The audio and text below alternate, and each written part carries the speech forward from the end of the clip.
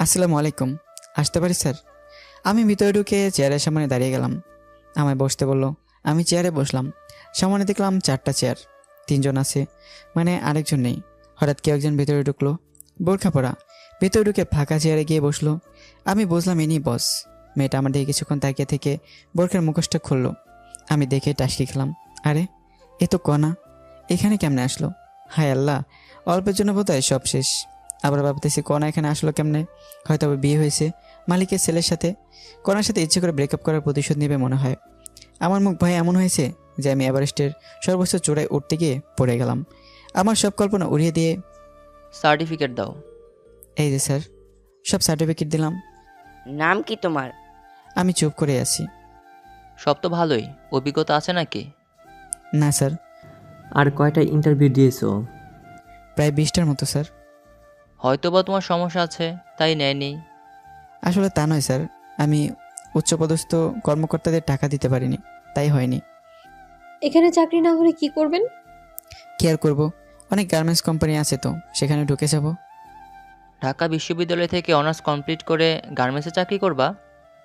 Sir, পেট কখনো garments বা লেবারই মানবে না। আর কত ছাত্র আছে আমার মতো। কোথায় যাচ্ছেন? জানিয়ে চাকরি টাকা ছাড়া হচ্ছে না, অযথা খিদে নিয়ে বসে থেকে লাভ নেই। আমার সার্টিফিকেট দিয়ে দেন, আমি চলে যাই। যদি বলি আপনার চাকরি হয়ে গেছে তাহলে কি করবেন? ম্যাম, ফাজলামো করবেন না। আপনাদের কথাই বুঝেছি, আপনাদের লোক না অনেক আগেই শেষ হয়েছে। এখন যেই আসবে উল্টাপাল্টা প্রশ্ন করে নাজেহাল করবেন। আমরা কি এই জন্য এখানে বসছি নাকি? বেয়াদব, বেরিয়ে যায় এখান থেকে। তারপর আমি মন খারাপ করে চলে আসি। আমি বাসে করে বাসার দিকে রওনা দিই। আর ওদিকে স্যার, প্রথম হলো কোম্পানির মালিক জিসান চৌধুরী, আর দ্বিতীয়জন ওনার ছেলে কাব্য চৌধুরী, আর তৃতীয়জন হলো ম্যানেজার হারুন খান, আর কণা হলো জিসান চৌধুরীর ভাগ্নি। এদিকে কণার আমার সাথে ব্রেকআপ হওয়ার পর টিসি নিয়ে কানাডায় গিয়ে ম্যানেজমেন্ট নিয়ে অনার্স পাশ করে দেশে এসে মামার কোম্পানির একটা শাখা দেখাশোনা করে।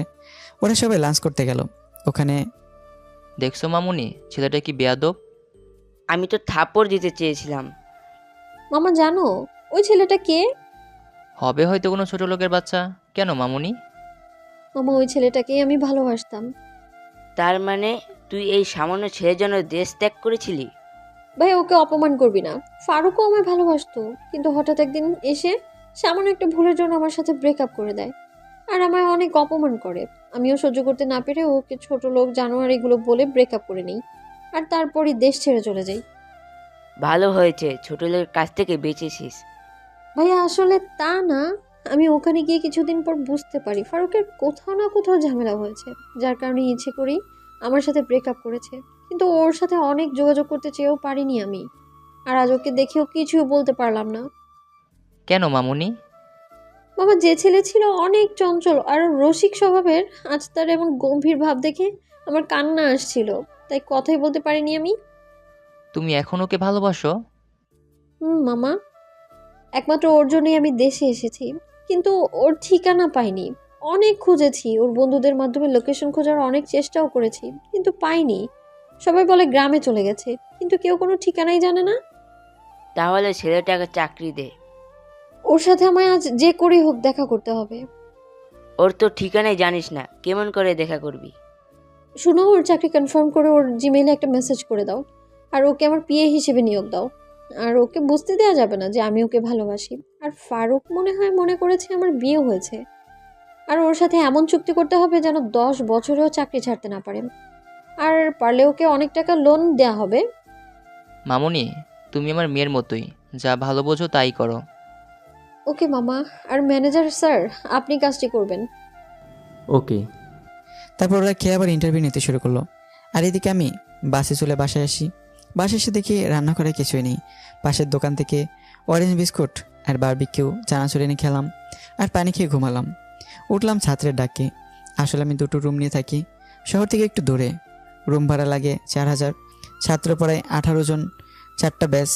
সকাল 8টা থেকে 9টা, আবার 9টা থেকে 10টা, আর বিকাল 4টা থেকে 5টা, আর 5টা থেকে 6টা।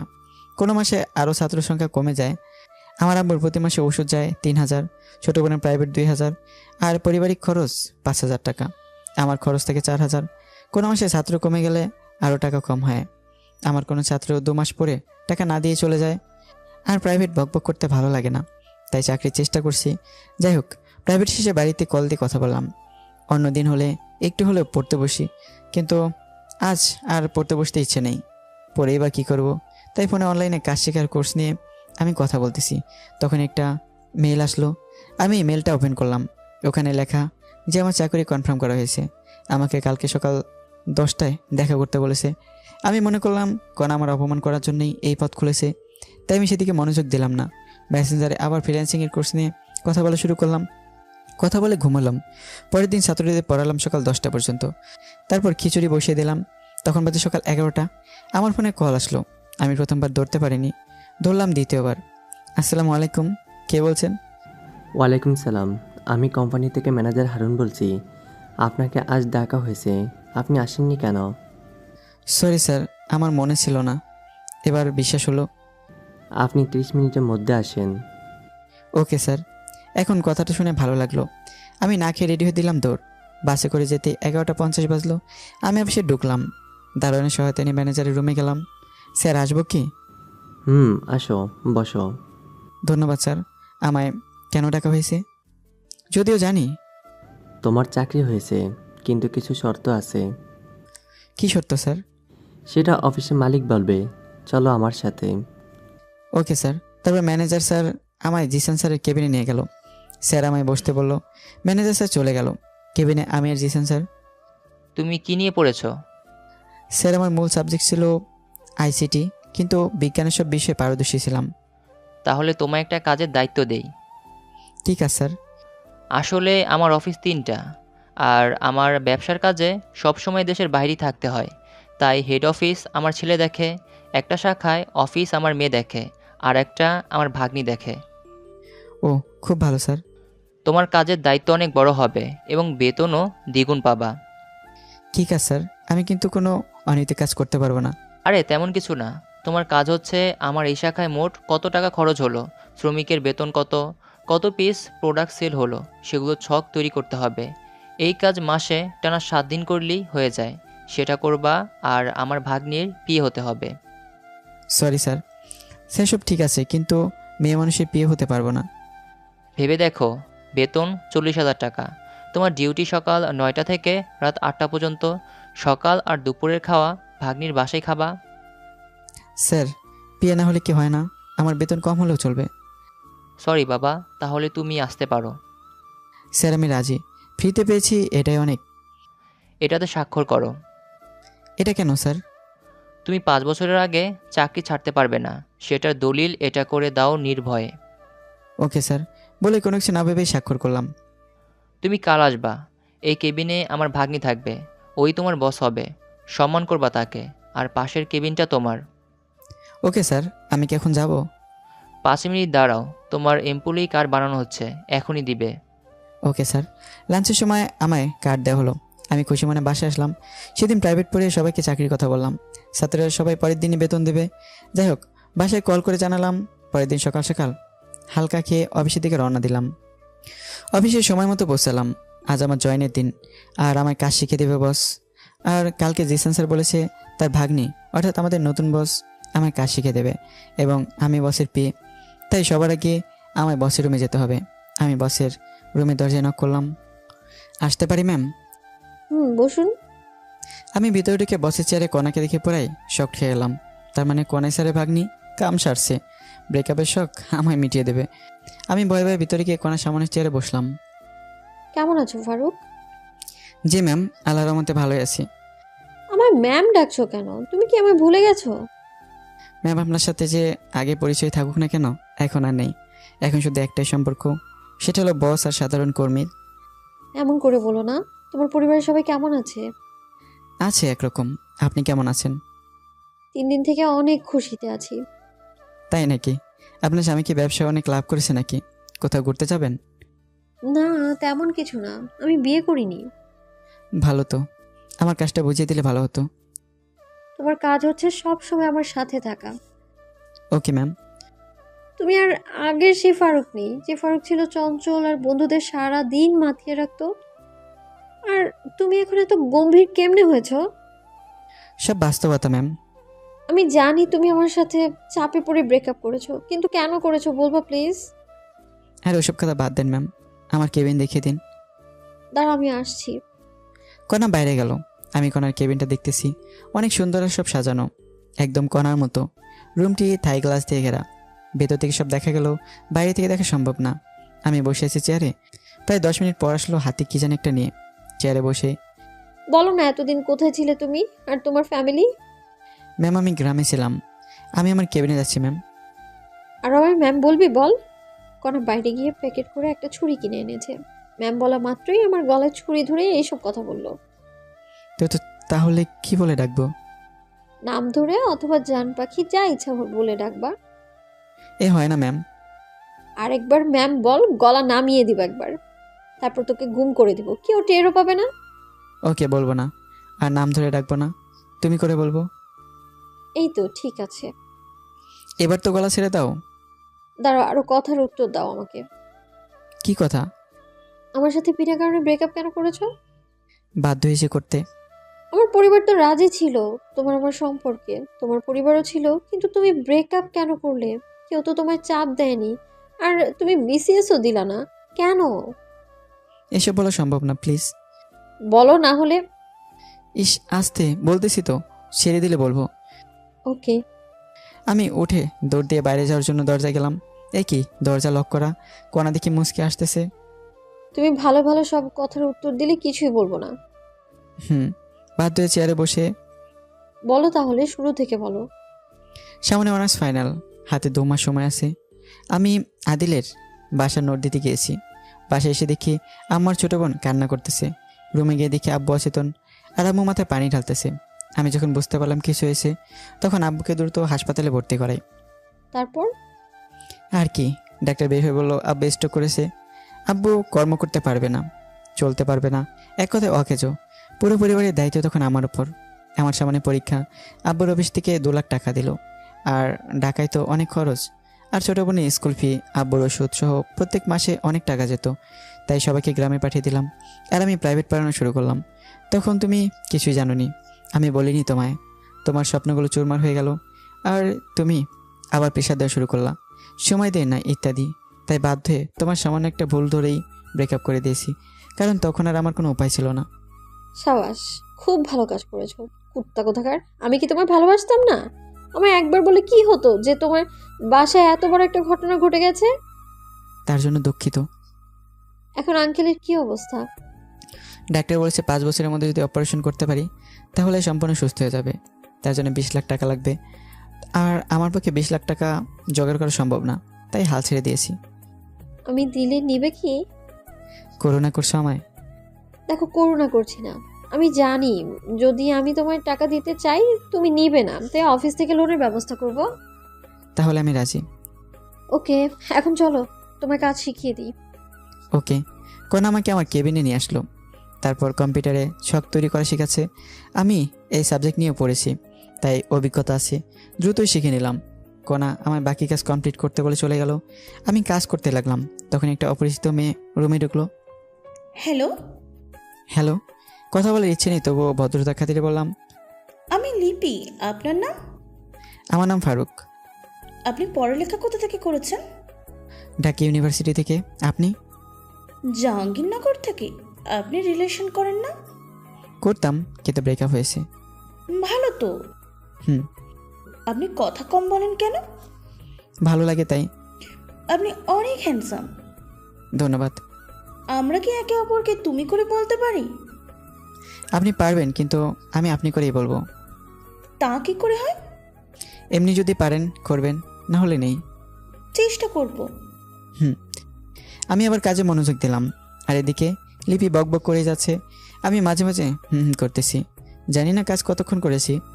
একটু পর কণা আসলো আমার রুমে চেক করার জন্য। রুমে এসে লিপিকে দেখে লিপির সামনে গিয়ে, এখানে কি করেন আপনি? জি ম্যাম, নতুন কলিগ আসছে তাই পরিচয় হতে আসলাম। নতুন কলিগ আসলেই কি পরিচিত হতে হবে? আপনার কাজ নেই কোনো? জি ম্যাম, শেষ হয়েছে। এখনই আমার কেবিনে আসবেন, অনেক কাজ পড়ে আছে। আর আপনি বলেন কাজ নেই? ওকে ম্যাম, আমি আসতেছি। ওকে, আপনি আমার ক্যাবিনে যান। কাজ করতে কোনো সমস্যা হলে আমাকে বলো। অনেকদিন পর কম্পিউটারে এসব কাজ করতেছি, প্রথমে একটু সমস্যা হলেও এখন একটু ভালোভাবে করতে পারতেছি। যেগুলো কাজে দিলাম কতক্ষণ লাগবে সেগুলো করতে? যদি টানা করি তাহলে আর 2 ঘন্টায় হবে। ভালো তো, আমি তো ভেবেছিলাম আজ সারাদিন লাগবে কাজটা করতে। না ম্যাম, লাঞ্চের পর কাজ শুরু করলেই হয়ে যাবে। আর কতক্ষণ আছে লাঞ্চের দেখো তো। ও শিট, আর মাত্র 20 মিনিট আছে লাঞ্চের। আমি জানি সময় নেই, লাঞ্চের সময় রেডি থেকো। কেন ম্যাম? আবারও ম্যাম বলছো? সরি, কিন্তু কোথায় যাবা? আমাদের বাসায় লাঞ্চ করতে। আমি যেতে পারবো না। তোমার বাসায় আমি কেন যাব? তোমার সাথে ব্রেকআপ করেছি, তার প্রতিশোধ কি তুমি এইভাবে নিবা নাকি? কি? আমি প্রতিশোধ নিচ্ছি? আমি এমনি মজা করলাম। আমি তোমার বাসায় যেতে পারবো না, ক্যান্টিনে খেয়ে নেব। আলট্রা ভাব নিয়ে লাভ নেই, আর বলবোও না। তুমি চাকরি দেওয়ার সময় বলা হয়েছিল সকাল আর দুপুর আমাদের বাসায় খাবে। তুমি যখন খাবেই না তাহলে আমাদেরই খাবার বেঁচে যাবে, কি বলো? আরে আমি তোমার সাথে ফাজলামো করতেছি। আমি যাব তো, যাবার সময় আমার ডাক দিও। আমার মনে ছিল না, আর ফ্রি খাওয়া ছেড়ে দেওয়া যায় নাকি? আর ক্যান্টিনে খেলে তো একেবারে কমপক্ষে 150 টাকা যাবে। আচ্ছা ডাক দিব, এখন মনোযোগ দিয়ে কাজ করো, ফাঁকিবাজি চলবে না কিন্তু। Okay ma'am. আবারও কেন ম্যাম বললা? আপনি তো ম্যামের মতো করে আদেশ করলেন, তাই ম্যাম বলছি। যাই বলো কিন্তু ম্যাম বলবা না। তাহলে আপামনি বলি। কাজ করা বাদ দিয়ে একটু বসলাম, যে ফাজলামো একটু করি। তোকে তো কনা কেবিন থেকে বেরিয়ে যাওয়ার পর আমি কাজে মনোযোগ দিলাম। আসলে আমার কাজ অল্প, সপ্তাহে একদিন যদি মনোযোগ দিয়ে কাজ করি তাহলেই হবে, বাকি যদি না করলেও সমস্যা নেই। যাই হোক, আমি কাজ করতে লাগলাম। আর ওদিকে কণা নিজের কেবিনে প্রবেশ করলো। কণা দেখলো লিপি সামনে চেয়ারে বসে আছে। কণা বসে সিটে গিয়ে বসে, সরি মামা দেরি করার জন্য। ব্যাপার না মামা, তোদের দুজনের কাহিনী এতক্ষণ সিসিটিভিতে দেখলাম। এটা কিন্তু তোর ঠিক হয়নি। যাই হোক, কেমন দেখলি? মামা সেই, তুই একে কোথায় পেয়েছিস? আমি তো ক্রাশ খাইছি। তুই যদি না রিলেশন করিস আমায় বল, আমি এক্ষুনি প্রপোজ করব। একটা লাথি খাবি। ওকে আমি অনেক ভালোবাসি, ওর দিকে চোখ দিলে না তোর আদনানকে সব বলে দিব। কল দিলেও সমস্যা নেই। আমি ফারুককে যদি পাই তাহলে আদনান লিপির ববকে এমনিতেই ছেড়ে দিতাম। ওকে তাহলে কল দিলাম। আরে পাল নাকি, কল কেটে দে। তোর ফারুককে তুই রাখবই বলেই কনার হাত থেকে ফোন নিয়ে কেটে দিল। এই তো গুড গার্ল। একটু পর লাঞ্চ করতে হবে, তুই তোর ক্যাবিনে যা, আমি বাসায় যাব। ওকে ট্রিট কবে দিবি সে কথা বল। চিন্তা করিস না, কয়েকদিনের মধ্যে ট্রিট পাবি। ওকে মামা, আমি আছি। ওকে। তারপর লিপি নিজের কেবিনে চলে গেল। আর কণা টেবিলের উপর থাকা একটা ফাইল মনোযোগ দিয়ে দেখতে লাগলো। এবার লিপির পরিচয় দিয়ে নেই। লিপি আর কণা এখন ঘনিষ্ঠ বন্ধু এবং দুঃসম্পর্কের বোন হয়। লিপি আর কণা ভালো বন্ধু, কিন্তু অফিসে দেখে কখনো বোঝা যাবে না ওরা বেস্ট ফ্রেন্ড। লাঞ্চের সময় হলো, তখন কণা কেবিন থেকে বেরোলো। কণা নিজের কেবিন থেকে আমার কেবিনে এসে, লাঞ্চের সময় হয়েছে, যাবে চলো। চলো বলে কম্পিউটার বন্ধ করলাম। ওকে আসো। কণা গাড়ির কাছে গেল, আমি পিছন পিছন গেলাম। কণা ড্রাইভার কাকাকে ছুটি দিয়ে দিল। কাকাকে ছুটি দিলা কেন? তুমি চালাবা তাই? পারি না তো আমি গাড়ি চালাতে। তোমাকে গাড়ি চালানো শিখতে হবে। আমার শেখা লাগবে না, আমি ড্রাইভারি করব না। তাহলে আমার ড্রাইভার কে হবে? বুঝলাম না, কি বললা আরেকবার বলো তো। না কিছু না। তোমার ড্রাইভার মানে কি বোঝাতে চাচ্ছ তুমি? তুমি যা বোঝো তাই। এখন গাড়িতে ওঠো, প্রচুর ক্ষুধা লাগছে, বাসা যাওয়া লাগবে তো। আচ্ছা চলো। তারপর কণা ড্রাইভারের সিটে বসলো আর আমি পিছনের সিটে বসলাম। তখনই, তুমি পিছনে বসলা কেন? তাহলে কোথায় বসবো? আমাকে কি তোমার ড্রাইভার মনে হয়? সামনে বসো। আচ্ছা, আমি সামনে গিয়ে বসলাম আর কণা গাড়ি চালাতে লাগলো। প্রায় 20 মিনিট পর একটা বাড়ির সামনে আসলাম। দারোয়ান গেট খুলে দিল আর কণা গাড়ির ভিতরে ঢুকলো। বাসাটা দোতলা, বাইরে থেকে দেখতে অনেক সুন্দর, না জানি ভিতরে আরও কেমন। যাই হোক, গাড়ি থেকে নেমে কণা বাসার ভিতরে ঢুকলো আর আমি এর পিছনে। তখন একজন ভদ্র মহিলা আসলো। আসসালামু আলাইকুম। ও সালাম। কে রে মা এই ছেলে? ওর নাম ফারুক, আমার পিএ। আর ফারুক উনি আমার আম্মু। বাবা তুমি বসো, আমি আসতেছি। আর কণা শুনে যা তো। ঠিক আছে। আমি বসে ফোন টিপতে লাগলাম আর ওদিকে কণাকে ওর আম্মু বেডরুমে নিয়ে গেল। কণা, এই নামটা কেমন জানো, তোর মুখে শুনেছি। ওমর ফারুক। ওই বজ্জাত ছেলে যে তোকে ছেড়ে চলে গেছে, সেই ছেলে এই ছেলে নাকি? আম্মু। দাঁড়া, একে এক্ষুনি ঘাত ধরে বের করে দেব। আম্মু দাঁড়াও, তুমি জানো না ফারুক তখন কোন পরিস্থিতিতে ছিল। ওই পরিস্থিতিতে যে কেউ এই কাজটাই করতো। কি হয়েছিল সেটা বল তাড়াতাড়ি। শোনো তাহলে। তুই কি ফারুককে এখনো ভালোবাসিস? আম্মু, ওর জন্যই আমি এখনো কোনো রিলেশনে জড়াইনি। ফারুক কি পরে আরও রিলেশনে গিয়েছিল? আর আমি ওকে গিয়ে বলে দেই তুই ওকে ভালোবাসিস? পাগল নাকি? তাহলে এইভাবে দুকে দুকে মরবি নাকি? আম্মু, ওকে অনেক দিন পর খুঁজে পেয়েছি, একটু সময় যাক। আর ওর মাথার উপর অনেক চাপ। ওকে, সমস্যা নেই, তবে একটা জিনিস মাথায় রাখবি, ভালোবাসা হারিয়ে ফেলিস না। এখন কথা না বলে জামাই আসছে, খাওয়াও আগে। মনে ছিল না, চল টেবিলে। ছেলেটা মনে হয় বসে আছে। চলো। আমি বসে আছি, তখনই কোনার আন্টি আসলো। বাবা, দেরি করবার জন্য দুঃখিত। আন্টি কি বলেন এগুলো? আমি ম্যামে শুধু পেয়ে আমাকে সরি বলছেন কেন? আর দেরি হতে পারে। টেবিলে বসো। বসো। আপনিও চলেন ম্যাম। চলো। আন্টি আপনিও বসেন। না বাবা, আমি লাঞ্চ করেছি, এখন তুমি করো। আপনি করেছেন তো? যাই হোক, আর বকবক না করি।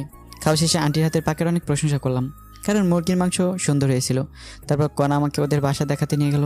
বাসাটা দোতলা, নিচতলায় 3 রুম আর একটা কার রাখার জায়গা। ওপরতলায় 4 রুম। ওপরতলায় কণার পরিবার থাকে আর নিচতলায় ভাড়াটিয়া। কণা আমায় ছাদে নিয়ে গেল, দেখে অনেক ফুলের গাছ ওদের ছাদে। তুমি এখনো ফুল পাগলি থেকে গেলা? যাকে ভালোবাসতাম তাকেই এখনো ভালোবাসি, তাহলে ফুল পাগলি কেন থাকবো না? যাক, তুমি তাহলে একজনকে পেয়ে গেছো। তাতে তোমার কি? আচ্ছা, তোমার আব্বুকে দেখলাম না। আর তুমি এত সুন্দর বাসা থাকতে হোস্টেলে থাকতে কেন? আসলে কি বলবো, তুমি যে বাসায় আসছো, আমার আব্বুকে দেখেছো বাসায়? না তো। আর তোমার বাবা না পুলিশ কমিশনার? অনেক ঘটনা। আব্বু মদ খেয়ে এসে অনেক খারাপ আচরণ করতো, তাই আম্মু আমায় হোস্টেলে রেখেছিল। কয়েকদিন আগে আব্বু আমার আম্মুর সাথে রাগ করে চলে যায়। 6 মাস আগেই গেছে, এখনো নেই। ও আচ্ছা, তোমার রুম কোনটা? ওটা। চলো তোমার রুমটা দেখে আসি। না, যাওয়া যাবে না। কেন? পার্সোনাল আর প্রাইভেট মানুষ ছাড়া আমার রুমে তো ঢুকতে দিব না।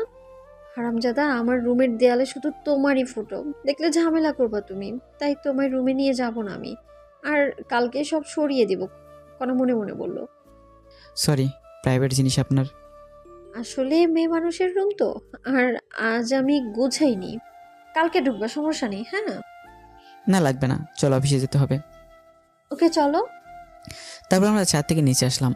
আমি গাড়ি ঘেসে গিয়ে দাঁড়িয়ে আছি, আর কোনা ব্যাগ নিয়ে রেডি হয়ে নিচে আসলো, সাথে আন্টি। আন্টি আমার সামনে এসেই, বাবা, তোমায় একটা কথা বলতাম।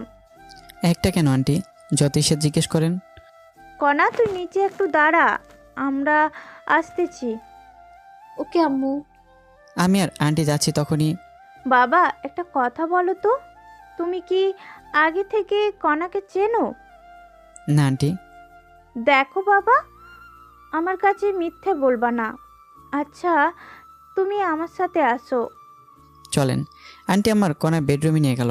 আমি রুমের ভেতরে প্রবেশ করলাম আর টাসকে খেলাম। আমার অনার্স প্রথম বর্ষে থাকার সময়কার সব ফটো দিয়ে কোনা রুমে 4-5 ঘেরা। তখন অবশ্য একটু পাতলা ছিলাম, মুখে দাড়ি ছিল না একটু। এখন আমি একটু মোটা হয়েছি আর মুখ ভর্তি দাড়ি। আগের ছবি দেখে অনেকে আমাকে চিনবেনই না। যাই হোক, কোনা রুমে আমার যত ছবি আছে, আমার মোবাইলে বোধহয় তত ফটো নেই। তখনই, এই ফটো ছেলেটা তুমি কি? জি আন্টি। চেনা যায় না তোমাকে। যাই হোক, তোমার আব্বু এখন কেমন আছে? আল্লাহর রহমতে ভালো আছে। আমার মেয়ে এখনও এই ছবি প্রত্যেক দিন বের করে কাঁদে। আন্টি আপনার মনে ভুল, কোনার আর আমার ব্রেকআপ অনেক আগে হয়েছে। সেটা শুনেছি। কণা তোমার কাছে ফিরে আসলে ওকে মেনে নিবা না? আন্টি আমি চাই কোনা সুখে থাকুক, আর সুখে থাকার জন্য দরকার টাকা। আমার কাছে তো টাকা নেই, আর আমি কোনার যোগ্য না। কোনা অনেক ভালো পাত্র পাবে, আমি নিশ্চিত। বিসিএস ক্যাডার তো পাবেই, অনেক সুখে থাকবে। টাকা দিয়ে কি হবে বলো বাবা? আন্টি আবেগ দিয়ে জীবন চলে না, বাস্তবতা মেনে নিতে হয়। নিচে চলো বাবা। চলেন। তারপর আন্টি সহ নিচে আসলাম। কণা গাড়ির ওখানে দাঁড়িয়ে কার সাথে যেন কথা বলছে। আমার যাওয়া মাত্র কল কেটে দিয়ে রেখে দিল। কি হয়েছিল আম্মু? কণা, আজ আর তোদের অফিস যাওয়া লাগবে না। কেন? আজ আমার মন ভালো নেই, তাই গল্প করব। ম্যাম, আমি তাহলে যাই? তোমার অফিসে যাওয়া লাগবে না। তাহলে বাসায় যাই? না, চলো উপরে। ওকে। তারপর আমি, আন্টি আর কণা ওপরে গিয়ে বসলাম। কণা আমার পাশে এসে বসলো। আন্টি আমাদের সামনে নাস্তা দিয়ে কোথায় যেন গেল। আমি টিভিতে খবর দেখে মনোযোগ দিলাম। আন্টি আসলো 15 মিনিট পর। এসে সোফায় বসলেন। তখন, আচ্ছা বাবা, তুমি থাকো কোথায়? জি এই সামনেই, এখান থেকে 2 কিলোমিটার হবে। খাওয়া দাওয়া করো কোথায়? হোটেলে বা ফুটপাতে। এভাবে ফুটপাতে খেলে তো শরীর খারাপ করবে। জানি সেটা। বাবা, আমাদের বাসায় একটা রুম ফাঁকা আছে, ওই রুমে থাকতে পারো। ধন্যবাদ, কিন্তু আমার এত টাকা দিয়ে থাকা হবে না। আমি ওখানে ভালো আছি। তোমার ভাড়া আর খাওয়ার টাকা কিছুই লাগবে না, সব আমাদের সাথে। মনে করবো তুমি আমাদের পরিবারেরই একজন সদস্য। করোনা করছেন আপনারা? করো না না বাবা, আমাদের কিছু কাজ করে দিতে হবে। কি কাজ আন্টি? কণা তো অফিসে থাকে, আর বাজার আরও অন্যান্য কাজ আমায় করতে হয়। বাজার করা আরও টুকটাক কিছু কাজ করতে হবে তোমায়, আর আমার মেয়েকে সময় দিতে হবে। আমি রাজি। আমি সারাদিন কণার সাথেই থাকি। এখন আরেকটু সময় দেওয়া লাগবে, তখন আমার 10,000 টাকা সেভ হবে। আমার থাকা আর খাওয়া 10,000 চায়, তাই রাজি হলাম। কবে আসবে তুমি? কয়েকদিন যাক, তারপর। ওকে। তোরা বসে গল্প করো, আমি খিচুড়ি রান্না করি। ওকে আম্মু, তার আগে আমাদের 2 মগ কফি বানিয়ে দাও। আচ্ছা দিচ্ছি। আন্টি রান্না করে গেল, আর কণা আমায় ওর বেডরুমে নিয়ে গেল। আমি বেডরুমে গিয়ে, কণা এগুলো কি? দেয়ালে লাগানো আমার ছবিগুলো দেখিয়ে দিলাম। ওই ছেলেটাকে ভালোবাসতাম।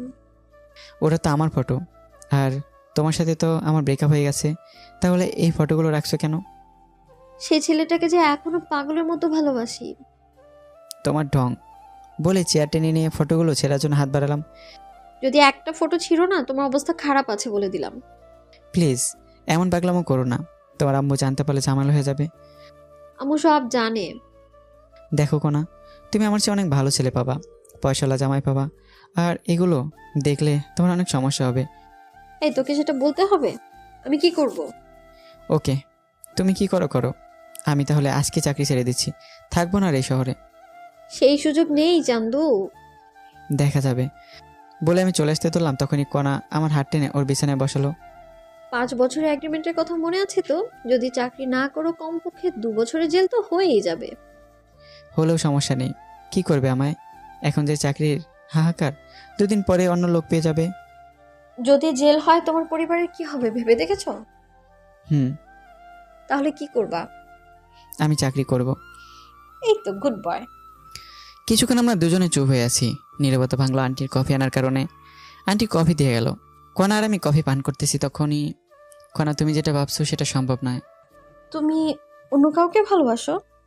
আমি তোমাকে অনেক ভালোবাসতাম, কিন্তু আমি পরিস্থিতির শিকার। আমি জানি, আর আমি তোমার আব্বু আর আমার হবু শ্বশুরের চিকিৎসা করাবো। তুমি আবার কিছুদিন পর খোটা দিবা। আমার কি এমন মনে হয় তোমার? কয়েকদিন সময় দাও আমায়। ওকে চলো ছাদে যাই। না, আমি বাসায় যাব। আম্মু রান্না করছে, খেয়ে যাবা। দেখো তো কত দূর হলো। ওকে। কণা নিচে চলে গেল, আর আমি ভাবতেছি কণাকে আমারই আগে পছন্দ হয়েছিল, তারপর ভালোবেসেছিলাম। অনেকদিন পিছনেও ঘুরেছি, অনেক থাপ্পড়ও খেয়েছি, তবুও বেহায়ের মতো পিছনে ঘুরতাম। আর ওদিকে কণাও চুপি চুপি আমার সব ইনফরমেশন বের করেছিল। পরে রাজিও হয়, শুরু হয় আমাদের প্রেম। 1 বছর চুটিয়ে প্রেম করি, একে অপরকে ছাড়া কিছুই বুঝতাম না। একদিন দেখা না করলে আমার মার খেতে হতো, আর আমার অধিকাংশ পোশাক কণায় গিফট করতো। আমার পরিবারের সবার জন্যই করতো গিফট। আমি কণাকে কিছু দিতে পারিনি। কণা আমার হাত খরচ, রেস্টুরেন্ট বিল সব দিত। আমাদের রিলেশনের কথা আমার পরিবারও জানতো, এবং মেনেও নিয়েছিল। কণার পরিবারও জানতো। অনার্স পাশের পর দেখা করতে চেয়েছিল, তারপর আব্বুর ঘটনার পর আর দেখা করতে পারতাম না। টিউশনি শুরু করি, যেটা কণা জানতো না। প্রত্যেক দিন দেখা করতে যাওয়া আমার সমস্যা হচ্ছিল, তাই ভালোবাসাকে বিসর্জন দিয়েছিলাম। ব্রেকআপের দিন কণা আমায় অনেক অপমান করে চলে যায়। ব্রেকআপের পর টানা 15 দিন রুম থেকে বের হয়নি। পরে ব্রেকআপের কথা শুনে আম্মু রাগ করেছিল, কিন্তু করার কিছুই নেই, বাস্তবতা মেনে নিতে হবে। কিছুদিন পর ভার্সিটি গিয়েছিলাম, যেখানে শুনেছিলাম কণা দেশের বাইরে গেছে। আফসোস হয়েছিল, কিন্তু মেনেও নিয়েছিলাম। আমি কখনো ভাবিনি ওর সাথে আমার দেখা হবে, কিন্তু বিধাতা দেখা করিয়ে দিল। প্রথম দিন অভিষেককে দেখে জড়িয়ে ধরতে ইচ্ছে করছিল, কিন্তু আমি আগে সেই ছেলেটা নেই, নিজেকে বদলে নিয়েছি। এসব ভাবতেছি আর চোখের কোণে পানি এসে গেছে। তাড়াতাড়ি চোখের পানি মুছলাম, স্বাভাবিক হওয়ার জন্য ফোন টিপতে লাগলাম। কণা আসলো, এসে ফ্রেশ হতে বলল। আমি ফ্রেশ হয়ে খিচুড়ি খেয়ে নিলাম। অনেক সুন্দর হয়েছিল খিচুড়ি, পেট ভরেই খেলাম। কণা আবার রাতের জন্য বাটি ভর্তি করে খিচুড়ি দিল জোর করে। আমি সন্ধ্যার সময় ওদের বাসা থেকে রওনা দিলাম। বাসায় আসতে 20 মিনিট লাগলো। বাসায় এসে দেখি ছাত্র বসে আছে মাসের বেতন দেওয়ার জন্য। ছাত্ররা চলে গেল, ওদের ভালো করে পড়াশোনা করতে বললাম। ছাত্ররা চলে গেলে আম্মুর কাছে কল দিলাম। হ্যালো আম্মু, কেমন আছেন? ভালো বাবা, তোর আব্বুর চিন্তায় আরও আমি শেষ। তোর আব্বুর ওষুধ শেষ হয়েছে 2 দিন আগে। কল দিতে পারেন নাই? ওষুধ শেষ হওয়ার আগে কল দিবেন। আমি ভাবলাম তোর হাতে টাকা নাই, তাই দেইনি। আমি টাকা পাঠিয়ে দিচ্ছি। আচ্ছা দে। তুই বাসায় আসবি কবে বাবা? কিছুদিন যাক। আচ্ছা, আর সাবধানে থাকিস। আর তোর আব্বুর অপারেশনের কথা মাথায়ও আনিস না, কারণ অত টাকা ম্যানেজ করতে তুই নিজেকে শেষ করে দিস না। চুপ করো তো। আচ্ছা রেখে দে। আচ্ছা। ফোন রেখে ঘুমিয়ে পড়লাম। পরের দিন আবার অফিসে গেলাম, দেখলাম কণা এখনো আসেনি। আমি আমার কেবিনে বসলাম আর কালকের বাকি কাজ করতে লাগলাম। কিছুক্ষণ পর কণা আসলো, এসে ওর কেবিনে না গিয়ে আমার কেবিনে আসলো। কি করো? কালকের বাকি কাজ করতেছি। সাবাস, দাঁড়াও, তোমায় আরো কাজ দিচ্ছি। আচ্ছা দাও। এসে আমার একটা লিস্ট দিল। এটা কি? মাসের শুরু এখন, এতদিন আয়ের হিসাব করে ফাইল বানিয়েছো, এখন কর্মচারীদের বেতনের ফাইল বানাও, ভুল যেন না হয়। ওকে। আমি কি এখানে থাকবো? না, তুমি তোমার রুমে যাও, কেউ দেখলে অন্য কিছু ভাববে। ওরে আমার লজ্জাবতী। কণা চলে গেল, আমি আবার কাজে মনোযোগ দিলাম। কিছুক্ষণ পর আমি আমার ওয়াশরুমে গেলাম। সেখান থেকে আসার পথে একটা মেয়ের সাথে ধাক্কা খেলাম। সরি। ব্যাপার না। আপনি কি নতুন নাকি? 2 দিন হলো জয়েন করেছি। নাম কি আপনার? আমি ফারুক। আমি নীলা। জগন্নাথ থেকে 2 বছর আগে মাস্টার্স শেষ করেছি। আমি ঢাকা থেকে অনার্স করেছি আর মাস্টার চলতেছে। তুমি আমার জুনিয়র, আমায় আপু বলে ডাকবা। আর কোনো সমস্যা হলে আমার কেবিনে আসবা। ওকে। নীলাপুর সাথে কি কথা বললা? তুমি দেখলা কেমন করে? সিসিটিভিতে। মিথ্যে বলবো না। এমনি পরিচিত হলাম। কোনো মেয়ের সাথে কথা বলবে না। আমার নীলাপুকে পছন্দ হয়েছে, রাগানোর জন্যই বললাম। কি বলি আরেকবার বলতো? আরে না, এমনি বললাম। ভালোই তো। এই কি করো? আমায় কিস করো। পাগল নাকি তুমি? কি বলছো এসব? কিস করবা না তাই না? কোন আমায় আকর্ষিত লিপ কি শুরু করে দিল। জীবনে প্রথম এমন ফিলিংস হলো, আর আমি নিজেকে ধরে রাখতে না পেরে রেসপন্স শুরু করলাম। আমি তো শুধু মধু খাচ্ছি। হঠাৎ কোন আমায় ধাক্কা দিয়ে সরিয়ে দিয়ে নিজের চেয়ারে গিয়ে বসলো। আমি তখন বুঝতে পারলাম এতক্ষণ কি করলাম। আমি তো অনেক লজ্জায় পেয়েছি, লজ্জায় মাথা নিচু করে বসে আছি। কেমন লাগলো মহারাজ? চুপ করো। ভার্জিন ছেলেটা কিভাবে দর্শন করলা? ওলে বাবা লে, আমার ছোট্ট খোকা। আরেকবার দিবাই মিষ্টি? তবে রে। মিষ্টি আর আমার লাগবে না, আমি আমার কেবিনে যাব। আমি তোমায় কিস করবো না তো কে করবে? তুমিই তো আমার জীবন বলে কনার কোমর জড়িয়ে দিলাম। কি করো, এটা অফিস, ছেড়ে দাঁড়াও। শুরু করেছে কে? অনেক হয়েছে রোমান্টিকতা, এখন নিজে ক্যাবিনে যাও। আচ্ছা। আমি আমার কেবিনে যাওয়ার জন্য বাবার এসে তখনই। দাঁড়াও। আবার কি? ক্যাবিনে গিয়ে ভদ্র ছেলের মতো কাজ করবা, কোথাও তাকাবা না, ওকে? আমার গা শিউরে উঠছে। কোনা রুমের দরজা খুলে দিল আর আমি বেরিয়ে আবার কেবিনে গেলাম। কেবিনে গিয়ে আবার কাজ করতে লাগলাম। অনেক গুরুত্বপূর্ণ লিস্ট তৈরি করতে লাগলাম। অল্প একটু ভুল হলেই অনেক টাকার গড়বড় পেকে যাবে। ওই একটা লিস্ট তৈরি করতেই কখন জানি লাঞ্চের সময় হয়ে গেছে, বলতে পারলাম না। কোন আমার কেবিনে আসলো। মহারাজ, লাঞ্চ করবেন না? গুরুত্বপূর্ণ কাজ করতেছি, ক্যান্টিনে খেয়ে নেব। আজ তোমার সাথে যেতে পারবো না। তুমি কাজ করো, আমি তোমার জন্য খাবার নিয়ে আসবো, বাইরে যাবা না। আচ্ছা, আরেকটা লিস্ট তৈরি করতেছি। আচ্ছা। কোনা চলে গেল। মোবাইলে দেখলাম 1:25 বাজে। আবার কাজে মন দিলাম, আর একটা লিস্ট তৈরি শেষ করলাম। সকাল থেকে 2টো কমপ্লিট করেছি, আর তৃতীয়টায় গিয়ে মাথা কাজ করতেছে না, তাই বসে বসে ফোন টিপতেছি আর কোনার জন্য অপেক্ষা করতেছি। অপেক্ষা প্রহর শেষ করে মহারানী হাজির। আমার ক্যাবিনে আসো। ওকে। কণা নিজের কেবিনে গেল আর আমি ফ্রেশ হয়ে আসলাম। কণার কেবিনে গিয়ে দেখি কণা প্লেটে খাবার তৈরি করে রাখছে। আমি ভিতরে গেলাম আর ওর সামনে গিয়ে বসলাম। তুলে খাও। লজ্জা করে আমার। দরজা লক করে দাও। লাগবে না। তুলে খাও তো, আমার কিন্তু রাগ হচ্ছে। কণা আমায় তুলে খাওয়াচ্ছে আর আমি এটাও জানি কণা বাসায় খায়নি, তাই ওকে আমি তুলে খাওয়ালাম। একই প্লেটে দুজনে খাচ্ছি। তালি শব্দ পিছনে তাকিয়ে আমি ভয়ে চুপসে গেলাম। বাহ মামা বাহ, অনেক দূর গেছিস, অথচ ট্রিট পেলাম না। মামা মানে লিপের উপর আপনি কণাকে চেনেন নাকি? সেদিন তো সাধারণ এমপ্লয়ের মতো ব্যবহার করলেন। তুমি চলে যাওয়ার পর লিপি আমার বেস্ট ফ্রেন্ড ছিল। তোমার আমার সব কথা লিপি জানে।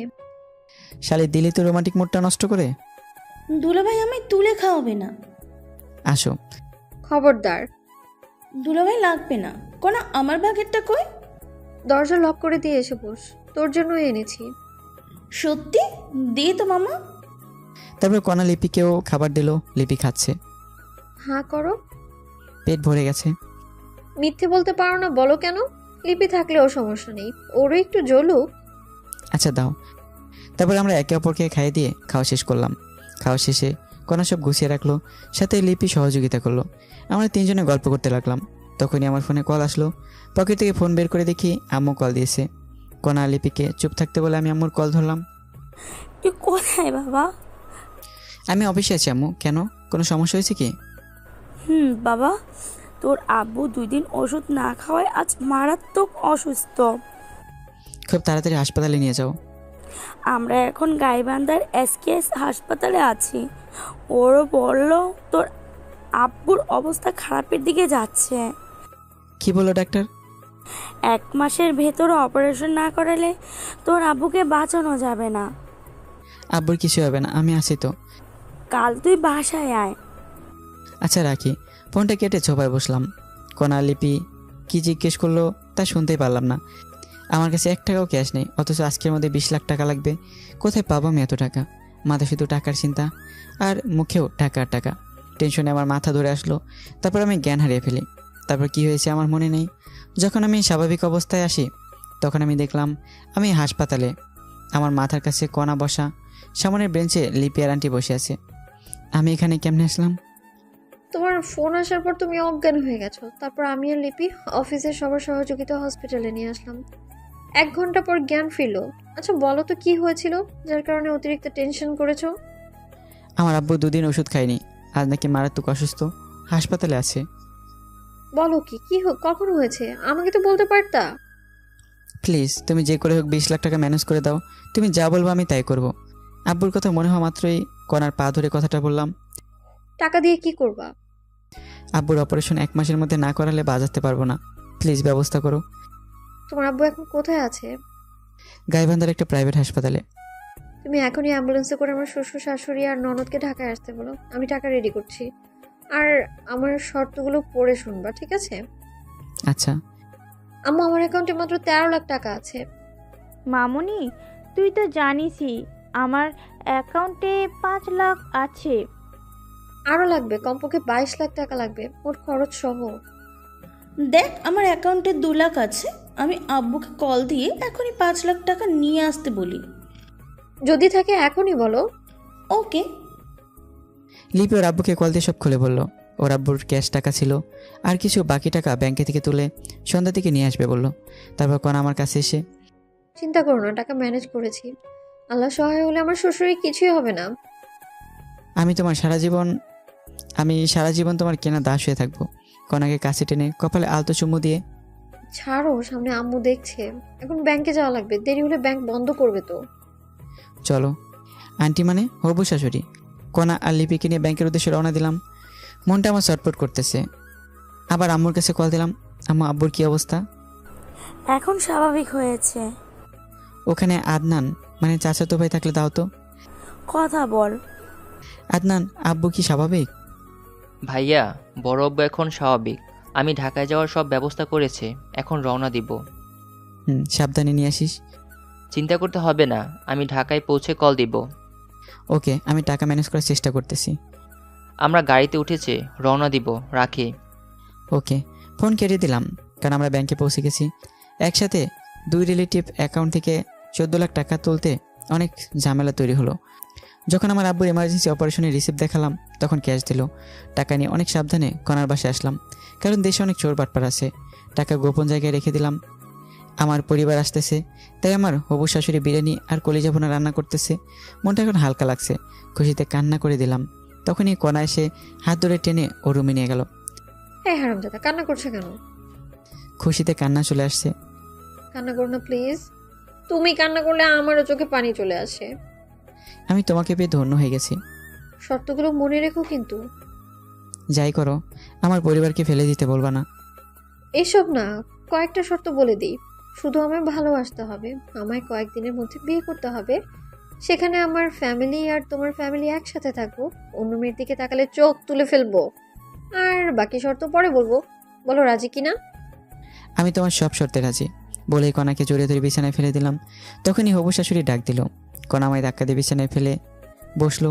আমি বসে বসে ফোন টিপতে লাগলাম। শাশুড়ি এসে, তোমার আব্বু কত দূর আসলো? আর 2 ঘন্টার একটু বেশি লাগবে। তাহলে তোরা সবাই খেয়ে নাও। ওকে। আমার অনেক খিদে লাগছে, তাই ফ্রেশ হয়ে এসে পেট ভরে খেয়ে নিলাম। খাওয়া শেষে সোফায় বসে টিভি দেখতেছি। লিপির আব্বু টাকা নিয়ে আসলো, আমাকে চিন্তা করতে নিষেধ করলো এবং সাথে করে লিপিকেও নিয়ে গেল। কনা টাকা রেখে আসলো আর আমার শাশুড়ি ঘুমোতে গেল। আর আব্বু আসলে ডাক দিতে বললো। কনার কথা জিজ্ঞেস করলাম, কনা নাকি ঘুমিয়েছে। সবাই বসে আছি, তখনই কনা আসলো। তুমি ঘুমাওনি? না, তুমি এইখানে, তাই আসলাম। তুমি কি ঘুমাও? চুপ করো। জানো, আমি কখনো ভাবিনি এমন হবে। রাত 11টায় আমি গল্পে গেট খুলে দিলাম, দেখি ওরা হাইসে করে এসেছে। হাইস কেন? ভাইয়া অ্যাম্বুলেন্স ভালো না, তাই হাইস নিয়েছি। আচ্ছা, আব্বুকে ধরো, ভিতরে নিয়ে যাই। ওকে। তারপর আব্বুকে দোতলায় এনে গেস্ট রুমে শোয়ালাম। আব্বু সব দেখতে পারে, কিন্তু ও কথা বলতে আর হাঁটতে পারে না। আর এই কারণের ভিতরে কি জানি সমস্যা হয়েছে। আব্বুকে রুমে রেখে আসলাম, সাথে আম্মু আছে। আমার ছোট বোন তানহা গিয়ে কনাকে ডাক দিল। কনা তানহাকে চিনতে পেরে জড়িয়ে ধরে কান্না করে দিল। আন্নাও কান্না করতে লাগলো। যখন বুঝতে পারছে আম্মু আসছে, দৌড়ে আম্মুর কাছে গেল। মামনি, ফারুক তোমার দেখা করে কেমন পেলো? অনেক কাহিনী আম্মু। এখন বলো, আমাকে আগের মতো করে ছেলের বউ করবে কিনা? তোমার আঙ্কেলের অবস্থা দেখেছ কেমনে হয়? আম্মু, আমি অপারেশনের সব ব্যবস্থা করেছি। পরশুদিন সিঙ্গাপুরের উদ্দেশ্যে রওনা দিব। কাল সকালেই টিকিট কনফার্ম করব। তুই আমার মা হয়ে গেলি মামনি। আল্লাহ তোমাকে অনেকদিন বাঁচিয়ে রাখো। কনাকে টেনে নিয়ে কপালে চুমু খেয়ে। এখন চলো, খেতে হবে। আগে আব্বুকে একটু খাইয়ে ওষুধ খাইয়ে দাও। ওকে, গাড়িতে খাইয়েছি, ওষুধও খাইয়েছি। এখন খাওয়ালে সমস্যা হবে। ও এখন ঘুমাবে। চলো, খাবে তুমি। তারপর আম্মু, আনহা আর আদনান ফ্রেশ হয়ে এলো। আন্টি মানে হবু শাশুড়ি পরিবেশন করলো, আর ওরা সবাই খেয়ে নিল। খাওয়া শেষে সবাই একসাথে বসলাম। সেখানে টিকিট কটায় কাটবো? 4টা টিকিট কেটে রাখা। ওকে, কিন্তু কে কে যাবে? আম্মু যাবে, আব্বু সেবা করতে হবে, সেগুলো আমরা পারবো না। আমি যাব, তুমি যাবে, আর আব্বু। ওকে, কাল সকালে। এখন সবাই ঘুমিয়ে পড়ো। ওকে। 4টা রুম, কিন্তু বেড 3টা। একটায় আব্বু আম্মু, আরেকটায় কনা, শাশুড়ি আর তানহা, আর একটায় আমি আর আদনান ঘুমিয়ে পড়লাম। পরের দিন উঠলাম কনার ডাকে, উঠে নাস্তা করলাম। নাস্তা করে অনলাইনে টিকিট কাটার জন্য রওনা দিলাম। টিকিট কনফার্ম করে টিকিটের রিসিভের ফটোকপি নিলাম। এটা দেখালেই টিকিট দিয়ে দেবে। আব্বুকে নিয়ে ডাক্তারের কাছে গেলাম। অপারেশনের সিস্টেম, অর্থাৎ কোন পদ্ধতিতে রোগী সামলে উঠতে পারবে সে রিসিভ করে নিলাম। সেদিন খুব দ্রুতই কেটে গেল। বুঝতে পারলাম পরের দিন সকালে উঠে সব তৈরি করে নিলাম। বিকাল 4টায় ফ্লাইট আমাদের। বাসা থেকে সবার কাছ থেকে বিদায় নিয়ে 2টোর সময় রওনা দিলাম। দেখতে দেখতে বিকাল 4টায় প্লেন উড়াল দিল। আমরা যত সময় সিঙ্গাপুর শহরে পৌঁছলাম। গাড়ি নিয়ে সরকারি হাসপাতালে গেলাম। হাসপাতালে গিয়ে বড় ডাক্তারকে দেখলাম। ডাক্তার আইসিইউতে ভর্তি করতে বলল। আব্বুকে নিয়ে আমি আর কণা নামকরা বেসরকারি হাসপাতালে গেলাম। ডাক্তার কণা পরিচিত হওয়ার সুবাদে সিরিয়াল খুব তাড়াতাড়ি পেয়ে গেলাম। ডাক্তার অনেক সতর্কতাভাবে চেক আপ করালো। আব্বু শরীর এখন কেমন আর আব্বু শরীর কোন ধরনের অপারেশন সহ্য করতে পারবে সে অনুযায়ী একটা রিসিপ্ট তৈরি হলো। সেদিন আরও কিছু কাজ করলাম। দিনটি কেমনে কাটলো বুঝতে পারলাম না। পরের দিন আবার সেই হাসপাতালে গেলাম। এই হাসপাতালের মাধ্যমে আমরা সিঙ্গাপুর যাব, আর ওখানে যা কাজ করা লাগবে সবই ডাক্তারই করবে। আমরা সকাল 10টায় গেলাম হাসপাতালে। আবার রিসিপ্ট নিয়ে ব্যাংকে গিয়ে 20 লাখ টাকা ডোনেট করলাম। টাকা ডোনেট করার পর রিসিপ্ট নিয়ে বাসায় আসলাম। আমাদের বিকাল 4টায় ফ্লাইট, তাই আমরা রেডি হলাম। টিকিট অবশ্য কাটা ছিল আমাদের। আমরা রওনা দিলাম দুপুর 2টায়। যত সময় প্লেন ওড়াল দিল। দীর্ঘ 6 ঘন্টা পর আমরা সিঙ্গাপুরে মাটিতে পা রাখলাম। আমরা সরাসরি হাসপাতালে চলে গেলাম। আমাদের কাছ থেকে রিসিপ্ট জমা নিল এবং আব্বুকে ভিতরে নিয়ে গেল। কিছুক্ষণ পর এসে অভিভাবক অর্থাৎ সাদা স্ট্যাম্পে আমার স্বাক্ষর নিল। স্বাক্ষর করা শেষ হয়ে চলে গেল। অপারেশন শুরু হলো। আমরা বাইরে দাঁড়িয়ে আছি। আমার তো শুধু কান্নাই করছে, থামছে না কিছুতেই। আমারও কান্না আসতেছে, কিন্তু আমায় শক্ত হয়ে থাকতে হবে। আমি যদি কান্না করি তাহলে আম্মুকে আটকানো যাবে না। আমি শুধু মনে মনে আল্লাহর নাম নিচ্ছি। আম্মু কান্না করতে করতে ক্লান্ত হয়ে ব্রেঞ্চের উপর ঘুমিয়ে পড়েছে। কণা আম্মুর মাথা নিজের কোলে রেখে বসে আছে, আর আমি অপারেশন থিয়েটারের দরজার সামনে দাঁড়িয়ে আছি। আমার চোখের কোণে পানি এসে গেছে। আব্বুর কিছু কথা আমার মনে উঠে গেল। যাই হোক, প্রায় 3 ঘন্টা পর একজন দরজা খুলল। খুলেই, কে আপনি? আমি রোগীর আত্মীয়। কেন? একটা ভালো খবর আছে। কী সেই খবর স্যার, একটু বলেন। অপারেশন সাকসেসফুল, রোগী সম্পূর্ণ বিপদমুক্ত ইনশাল্লাহ। সত্যি আব্বুর কিছু হয়নি? বলেই দৌড়ে গেলাম রুমের ভেতর। এখন দেখা করতে পারবেন না। রোগীর জ্ঞান ফিরতে সময় লাগবে, কমপক্ষে 48 ঘন্টা। আর রোগীকে ঘুমের ইঞ্জেকশন দেয়া আছে, ডিস্টার্ব করবেন না রোগীকে। Okay sir. আর শোনো, তোমার আব্বু একা হাঁটতে 10 দিনের মতো সময় নেবে, কিন্তু কণ্ঠস্বর ঠিক আছে। জ্ঞান ফেরার 24 ঘন্টার ভেতরেই কথা বলতে পারবে ইনশাল্লাহ। ও আচ্ছা স্যার। আমার চেম্বারে আসো, কিছু ঔষধ লিখে দিচ্ছি, 1 মাস খাওয়াতে হবে। ওকে চলেন। ও আরেকটা কথা বলি, এগুলো কথা সব ইংরেজিতেই হয়েছে, তো আমি বাংলাতেই বললাম। তারপর আমি ডাক্তারের কেবিনে গেলাম। ডাক্তার আমাকে কিছু নির্দেশনা দিলেন। সেগুলো হলো, আব্বুকে কখনো প্রেশার দেওয়া যাবে না, কোনো টেনশন করানো যাবে না। সুস্থ হলে সব কাজ করতে পারবে, সেক্ষেত্রে কোনো সমস্যা হবে না। আর আব্বুর জ্ঞান ফিরবে 48 ঘন্টার মধ্যে। কয়েকদিন কথা বলতে পারবে না, আর কয়েকদিন হেঁটে নিয়ে বেড়াতে হবে, যেমন করে আমরা ছোটো বাচ্চাদের হাঁটা শেখাই। আর কিছু ওষুধ লিখে দিলেন, যেগুলো কমপক্ষে 6 মাস সেবন করতে হবে। যাই হোক, আম্মু কান্না করতে করতে ক্লান্ত হয়ে ঘুমিয়ে পড়েছে। আব্বুর যে অপারেশন শেষ হয়েছে সে কথা আম্মু আর কোনা এখনও জানতে পারিনি। তাই ডাক্তারের কাছ থেকে প্রেসক্রিপশন নিলাম। সেখান থেকে আম্মু আর কণা যেখানে বসে আছে সেখানে গেলাম। আম্মুকে ডেকে তুললাম, সাথে কণা উঠল। আম্মুর ঘুম ভাঙা মাত্রই, বাবা তোর আব্বু কোথায়? ভেতরে আছে। অপারেশন তো শেষ হয়েছে তাই না? অপারেশন শেষ হয়েছে। তোর আব্বু কোথায় সেটা আগে বল। অপারেশন সাকসেসফুল হয়েছে। 48 ঘন্টা আব্বুকে ডিস্টার্ব করা যাবে না। সত্যি বাবা, আমি শুধু দেখেই চলে আসব, আমাকে নিয়ে চল বাবা। আমিও যাব। চলো, কিন্তু শব্দ করলে আব্বুর মাথায় সমস্যা হতে পারে। আচ্ছা। তারপর আমি কেবিনে ঢুকলাম, সাথে আম্মু এবং কণাও আছে। কণা ঢুকে আব্বুর পালস চেক করলো, আর আম্মু ঢুকে আব্বুর শরীরে হাত রেখে দেখলো। তারপর, আম্মু এবার বাইরে চলো। আমি বাইরে যাব না বাবা, তোরা বাইরে যা। সমস্যা হতে পারে আম্মু। বললাম তো কোনো সমস্যা হবে না, আমি কোনো শব্দ করব না। আচ্ছা বসে থাকো, আমরা বাইরে আছি। আব্বুর পাশে একটা চেয়ার টেনে আম্মুকে বসিয়ে দিলাম। বাবা তোরা দুজন কিছু খেয়ে আয়। আচ্ছা। আম্মু কেবিনে বসে আছে, আমি আর কণা বাইরে আসলাম। তখন, এই তোমার কার্ডে কি টাকা আছে? রেখে দিয়েছি আমি। ও রেখে দাও, টাকা লাগতে পারে বলে আমি বাইরে যাওয়ার জন্য পা বাড়ালাম। কোথায় যাচ্ছ তুমি? আমি খাবার কিনে আনতেছি। দাঁড়াও, মিথ্যে বলতে পারো না, বলো কেন? মিথ্যে বললাম কখন আমি? জানি তোমার কাছে কোনো টাকা নেই, এখান থেকে খাবার নিয়ে আসো। আচ্ছা, আসলে আমার কাছে 5,000 টাকা ছিল মাত্র। তুমি কোথায় থাকবা? কোথায় আবার? আম্মুর সাথে। ওকে। কণা আম্মুর কাছে থেকে গেল, আর আমি বাইরে গেলাম। সেখানে ভাত না পেয়ে বিরিয়ানি নিয়ে আসলাম।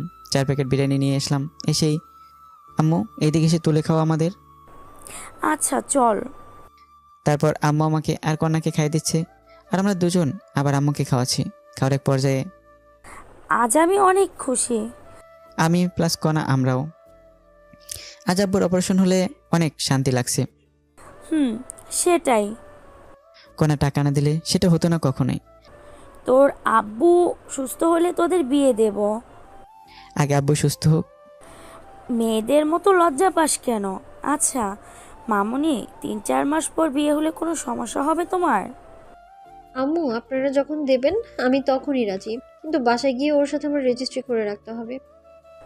আচ্ছা মামুনি, আমরা একটু সামলে উঠি। আর শোনো, তোমাদের তো কাল রাতে ঘুমও হলো না। এখানে যে বেঞ্চ আর ফাঁকা বেড আছে ওখানে ঘুমিয়ে পড়ো। আচ্ছা। তারপর আমরা অনেক কষ্টে ঘুমালাম। ঘুম থেকে উঠলাম পরের দিন সকালে। সেদিনটাও কেটে গেল। পরের দিন উঠে ভালো লাগছিল না, তাই কণা কিনে বাইরে গেলাম। একটা পার্কে আমি আর কণা বসে আছি। তখন, আচ্ছা বলো, তোমার শর্তগুলো পূরণ করতে হবে না? যখন তুমি আমার কথা শুনবে না তখন বলবো। আচ্ছা বলে জড়িয়ে ধরলাম। তখন কণা একটা আইসক্রিমের বাসমান দোকান দেখে আইসক্রিমের বায়না ধরলো। মহারানী আইসক্রিম খাবে। আমি আইসক্রিম এনে দিলাম। আইসক্রিম আমার একেবারে অপছন্দ। আমাকে খেতে বললো, কিন্তু আমি খেলাম না। কণা আইসক্রিম খাচ্ছে ছোট বাচ্চাদের মতো করে। খাওয়া শেষে ঠোঁটে চারপাশে আইসক্রিম লেগে আছে। তোমার ঠোঁট মুছে ফেলো। আমি পারবো না। দেখো, ঠোঁট পরিষ্কার করো, নাহলে ঠোঁট কামড়ে ছিঁড়ে ফেলবো কিন্তু। ছিঁড়ে ফেলো, তোমার জন্যই তো রাখা। তারপর আর কি লাগে? ফায়দা যাকে বলে। কণাকে লিপ কিস করতে লাগলাম। কণা আমাকে জড়িয়ে তুলো। ওর ঠোঁটে আর এক বিন্দু আইসক্রিম লেগে নেই, তবুও আমি ছাড়লাম না ওকে। তারপর ধীরে ধীরে গলায় কিস করলাম। তখনই কণা কেঁপে উঠে আমায় জড়িয়ে ধরলো। আমি আবার শুরু করলাম। তখনই পিছন থেকে, এই আপনারা শিশু পার্কে এসব কি করেন? জরিমানা ধরা হবে কিন্তু। দুঃখিত, আমরা যাচ্ছি। তারপর আরও কিছুক্ষণ ঘুরলাম। সন্ধ্যার দিকে আম্মুর জন্য খাবার নিয়ে হাসপাতালে আসলাম। হাসপাতালে এসে দেখি আব্বু হাতে নাড়াচাড়া করছে। তখনই আমি ডাক্তারকে ডেকে আনলাম। ডাক্তার আব্বুকে চেক আপ করে বলল, can't believe this. Any problem doctor? না, একটা সুখবর আছে। কী সে খবর? আসলে আপনার আব্বুর শরীরে অনেক ধরনের জিন বিদ্যমান, তাই আপনার আব্বুর অভিযোজন ক্ষমতাও বেশি। খুব সহজে সব পরিবেশ খাপ খাইয়ে নিতে পারে। আপনার আব্বুর যেসব এনজাইমের জন্য আপনার আব্বুর শরীরে ভারসাম্য ফিরে পেয়েছি, কিন্তু এখনও জ্ঞান ফেরেনি আর কথা বলতে পারবে কিছুক্ষণ পর। সত্যি ডাক্তার? আর ঘুমের ঔষধ দিইনি, কিছুক্ষণের মধ্যেই আপনার আব্বুর ঘুম ভেঙে যাবে। ভালো কিছু খাইয়ে দিয়েন। আমি আসি এখন। ওকে। তারপর ডাক্তার চলে গেল। আমি অনেক খুশি, আব্বু আবার আগের মতো চলতে পারবে। যাই হোক, আব্বুর জ্ঞান রাত 2টোর দিকে আসলো। ওঠা মাত্র আব্বুকে বাইরে থেকে আনা খাবার খাওয়ালাম। ওষুধ খাইয়ে দিয়ে আব্বুকে রেস্ট নিতে দিলাম। আব্বু হাত পা নাড়াতে পারে, কিন্তু পা ফেলতে ভয় পায়। আর কথা বলার চেষ্টা করে, মুখ দিয়েও বাতাস বের হয়, কিন্তু আওয়াজটা বের হয় না। যাই হোক, আমি আর আম্মু মিলে আব্বুকে কিছুক্ষণ হাঁটালাম। তারপর আবার রেস্ট নিতে দিলাম। পরের দিন সকালে কিছুক্ষণ রেস্ট করতেই আব্বু হাঁটতে সফল হলো। সেদিন আমাদের হাসপাতাল থেকে রিলিজ দিল। সেদিন রাতে টিকিট আমরা কেটে ফেললাম। আব্বু ইশারা দিয়ে বলে, টিকিট কাটা শেষে আমরা একটা ছোট হোটেলে গিয়ে রাতের খাবার খেয়ে ব্যাগ প্যাকেট করে নিলাম। সন্ধ্যার সময় আমরা এয়ারপোর্টের ভিতরে আসলাম। সিঙ্গাপুরের সময় রাত 11টায় আমাদের ফ্লাইট।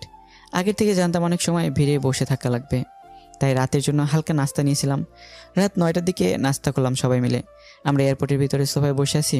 তখনই ভাবলাম আব্বুকে একটু ধরে হাঁটিয়ে নেই। সেই অনুযায়ী কাজও করলাম। প্রায় আধা ঘন্টা হাঁটালাম। আল্লাহর অশেষ রহমতে আব্বু ভালোভাবে হাঁটতে পারছে। কিছুক্ষণ পর সকল যাত্রীকে প্লেনে উপস্থিত হতে বলল। আমরা প্লেনের ভিতরে গেলাম। আমাদের 4 জনের সিট একসাথেই পড়েছে। আমাদের সিট বেল্ট বেঁধে দিল বিমানবালারা। রাত 11টায় প্লেন উড়াল দিল। আমরা ঘুমিয়ে পড়লাম। আমার পাশে কণা, তারপর আম্মু, তারপর আব্বু সিট পড়েছে। আমাদের প্রত্যেককে একটা করে কম্বল দেওয়া হলো। কণা ওর জন্য দেওয়া কম্বলটি রেখে দিল। কম্বল রেখে দিলে কেন? আমাদের একটা কম্বলই যথেষ্ট। কেমন করে একটা দিয়ে হবে? যে ছোট একটা কম্বল? এতেই হবে। আমি তোমার জড়িয়ে ধরে ঘুমাবো, তোমার কাঁধে মাথা রাখবো। খালি ফাজলামো? ঠিক আছে, আমার কাঁধে মাথা দিয়ে ঘুমাও। লক্ষ্মী মেয়ে। কপালে একটা চুমু দিলাম। আমি আব্বু আম্মুর দিকে দেখলাম ঘুমিয়ে পড়েছে। আব্বু আম্মুর শরীরে কম্বল ভালো করে দিয়ে দিলাম যাতে ঠান্ডা না লাগে। তারপর ছিটে বসলাম। তখন কণা আমার কাঁধে মাথা রেখে ঘুমিয়ে পড়লো। আমাকে দেওয়া কম্বলটি আমাদের দুজনের শরীরে দেওয়ার চেষ্টা করলাম, কিন্তু ছোট হয়ে পারলাম না। আর তখন আমি বিমানবালার কাছ থেকে আরেকটা কম্বল নিয়ে কণাকে ভালো করে ডেকে দিলাম। একে অপরের সাথে জড়াজড়ি করে ঘুমিয়ে পড়লাম। ঘুম ভাঙলো বিমানের একটা সিগনালে। প্লেন এখন ল্যান্ড করবে, তাই সবাইকে জাগ্রত করার জন্য এক ধরনের সাউন্ড সিস্টেম ব্যবহার করে। আমরা সিগন্যালের আওয়াজে জাগ্রত হয়ে গেলাম। প্রায় 20 মিনিট লাগলো প্লেন শাহজালাল আন্তর্জাতিক বিমানবন্দরে ল্যান্ড করতে। ল্যান্ড করার পর আব্বুকে ধরলাম এবং নিচে নামতে সাহায্য করলাম। নিচে নামার পর থেকে আব্বু নিজে নিজেই আমাদের সাথে হাঁটতে শুরু করলো। ল্যান্ড করার পর আমরা প্লেন থেকে নেমে রিসিভ রুমে আসলাম। রিসিভ রুম থেকে ব্যাগ রিসিভ করে এয়ারপোর্টের বাইরে আসলাম। আমার ছোটো বোন আনহা আর চাচাতো ভাই আদনানকে আসতে বলা হয়েছিল। আমরা এয়ারপোর্টের বাইরে এসে দেখলাম ওরা দাঁড়িয়ে আছে। আনহা আব্বুকে দেখে দৌড়ে সে কান্না শুরু করে দিল। আব্বু নীরবে চোখের পানি ফেলতে লাগলো। আমি সান্ত্বনা দিয়ে একটা ট্যাক্সি নিয়ে আমরা সবাই কনার বাসায় আসলাম। আমি ব্যাগ নিয়ে আগে দোতলায় গেলাম। বাসায় এসে কলিং বেল দিলাম। আমার আব্বুর বয়সী একজন পুরুষ দরজা খুলে দিল। সরি, আপনাকে তো চিনলাম না। আমার শাশুড়িকে ভয় দেখিয়ে বাড়ি দখল বলে লাঠি খুঁজতে লাগলাম। বাবা, তুমি এতদিন কোথায় ছিলে? বাবা মানে? এই লোককে? কনাকে উদ্দেশ্য করে বললাম। উনি আমার বাবা। ভেতরে আসো। আরে বিয়ান, আপনারাও ভেতরে আসেন। চলেন বেআই। তারপর আমরা সবাই সোফায় বসলাম। আব্বু, তুমি এই 2 বছর কোথায় ছিলে? কিছু কাজ ছিল মামুনি। আর কোথাও যাওয়া হচ্ছে না তোমার? আর কোথাও যাব না, অবসর নিয়ে তবেই এসেছি। ভাই সাহেব, আপনি কি কাজ করতেন? হঠাৎ 2 বছর খোঁজ ছিল না আপনার? বিয়ান, আমি একজন কমিশনার ছিলাম। আমাদের দেশে মাদকের ব্যবহার অধিক ছিল, আর আমি ট্রেনিংয়ে মেডেল জিতেছিলাম। তাই সরকার আমায় ডেকে পাঠায়। তারপর আমাদের একটি মিটিং হয়। সেই মিটিংয়ে 60 সদস্য বিশিষ্ট একটি দল তৈরি করি। এদের মূল কাজ মাদকের গড় ফারাতকে ধরা। আমরা সেই মিশনের জন্য উঠে পড়ে লেগে। বাসায় থাকলে সমস্যা হতো, তাই আমি কাউকে জানিয়ে পালিয়ে যাই। মিশন ছিল জীবন মরণে ধরা পড়লে মৃত্যু নিশ্চিত। আমরা দেশের ভিতরে এবং বাইরে 2 বছর নিরলস প্রচেষ্টার পর 7 দিন আগে ওই সন্ত্রাসীকে ধরিয়ে দিই এবং আবার মেডেল পাই। সেদিন চাকরির অবসরে আবেদন করে অফিসাররা অবাক হয়েছিল এবং তারা আমাকে চাকরি জোর করে রাখতে চেয়েছিল, কিন্তু তারা পারেনি। আমি পরশুদিন বাসায় এসে সব শুনলাম। বিয়ান নাকি অপারেশন হচ্ছে। আপনার মেয়েই টাকা দিয়েছিল আমাদেরকে, অপারেশন করার সামর্থ্য ছিল না আমাদের। বিয়ান, আমার যা কিছু আছে সব কণা মামুনি, আর আমার মেয়ের আবার আপনার বাড়ির বউ। আর এসব কথা বাদ দিন। এখন বিয়াইকে কি অবস্থা? হাঁটতে পারতেছে না, কিন্তু কথা বলতে পারতেছে না। মুখ দিয়ে বাতাস বের হয়। ডাক্তার বলছে 1 সপ্তাহের মধ্যে কথা বলতে পারবে। আল্লাহ যেন তাড়াতাড়ি সুস্থ করে দেন। আচ্ছা বেআই, কণ আর ফারুকের সম্পর্ক নিয়ে আপনার মন খারাপ হয়নি তো? বিয়ান, কণা আগে রিলেশন করতো আপনার ছেলের সাথে। আমি জানতাম রিলেশন করে, কিন্তু আপনার ছেলেকে দেখিনি। পরে যখন ওদের ব্রেকআপ হয়েছে এবং আমার মেয়ে বাইরে চলে যায়, মেয়ে আমাকে বুঝতে দেয়নি। তারপর আমি মিশনে গিয়েছিলাম। বাসায় এসে জানতে পারলাম ব্যাপারটা। প্রথমে রাগ হচ্ছিল, কিন্তু পরে সব শোনার পর অনেক খুশি লাগতেছে। বেআই, আপনার মেয়েকে আমি অনেক পছন্দ করি। তাই ফারুক যখন ওদের ব্রেকআপের কথা বলল, তখন ওর সাথে অনেক রাগারাগি করেছি, কিন্তু সব কিছু বিবেচনা করে মেনে নিতে হয়েছে। অনেক ভালো লাগলো বিয়ান। আমরা রিলেশন করে বিয়ে করেছি, আমার মেয়েও। আমরাও সেম। যাক ওসব, কাল আবার গ্রামের বাসায় যেতে হবে আমাদের। কেন বিয়ান? অমর ফারুককে আর কতই প্রেসারে রাখি বলেন? এমনি ওর বেতন অল্প, আবার যদি পরিবার সহ ঢাকায় থাকি তাহলে অনেক টাকা খরচ হবে। তাই চলে যাব। কি বলেন বিয়ান? সামনে আমার একটা ফ্ল্যাট আছে, 5 তলা ফ্ল্যাট। সেখানে 4 তলায় আপনারা থাকবেন। বিয়াই, অনেক উপকার করেছেন, তাই জীবনে শোধ করতে পারবো না। আর উপকার করবেন না। বিয়ান, কি বলেন এসব? আমরা কিন্তু কষ্ট পাবো। আচ্ছা বিয়াই, আগে আপনার বিয়াই সুস্থ হোক। ও সুস্থ হলে কোম্পানিতে চাকরি করত, সেখানে আবার জয়েন করতে পারবে। রেফারেন্স আছে তো। সুস্থ হলেই আবার ঢাকায় আসবো। আচ্ছা ঠিক আছে, কিন্তু এদের বিয়ের ডেট ঠিক করতে হবে না? কিছুদিন যাক। তবুও কতদিন পর? 6 মাস পর। কি বলো তুমি? আচ্ছা ঠিক আছে, এখন চলেন, সকালে খাবার খেতে হবে। আব্বু, প্রচুর খিদে লাগছে। আর আমরা খেয়ে ঘুমাবো, ঘুম হয়নি রাতে। হারামজাদি আমার কাঁধে মাথা রেখে আরামসে ঘুমাইছে, আর এখন চাপা মারতেছে। সবাই ফ্রেশ হয়ে এসো, টেবিলে বসো। আমি দেখি কণার আম্মু রান্না কত দূর। তারপর আম্মু আর আব্বু গেস্ট রুমে গেল, সাথে আদনান আর আনহাও। আর কণা আমাকে টেনে ও রুমে নিয়ে গেল। আমি যে রুমে ঢুকেছি সাথে সাথেই কণা দরজা লাগিয়ে দিল। কি করো? তোমার কমিশনার বাপ আমার গুটলি ফাটাই দিবে। কিছুই বলবে না? এখন যাও, ফ্রেশ হও আগে। ওকে। তারপর আমি বাথরুমে ঢুকলাম। 10 মিনিট পর একদম ফ্রেশ হয়ে বের হলাম। বের হয়ে দেখি কণা আগে কাপড় পরিবর্তন করে শাড়ি পরে বিথা চেষ্টা করতেছে। আমি বাথরুম থেকে বের হয়েছি, কণা বুঝতে পারিনি। আমি হালকা কাশি দিলাম, সাথে সাথেই কণা পিছনে ফিরে দেখলো। আমি তো আবার ক্রাশ খেলাম, হালকা মেকআপ করেছি। অসাধারণ লাগছে। তখনই তা এমন করে কি দেখো, এখানে আসো। বলে ওর কাছে এসে আবার মন ভরে দেখতে লাগলাম। আমাকে শাড়িটা পরিয়ে দাও। আচ্ছা।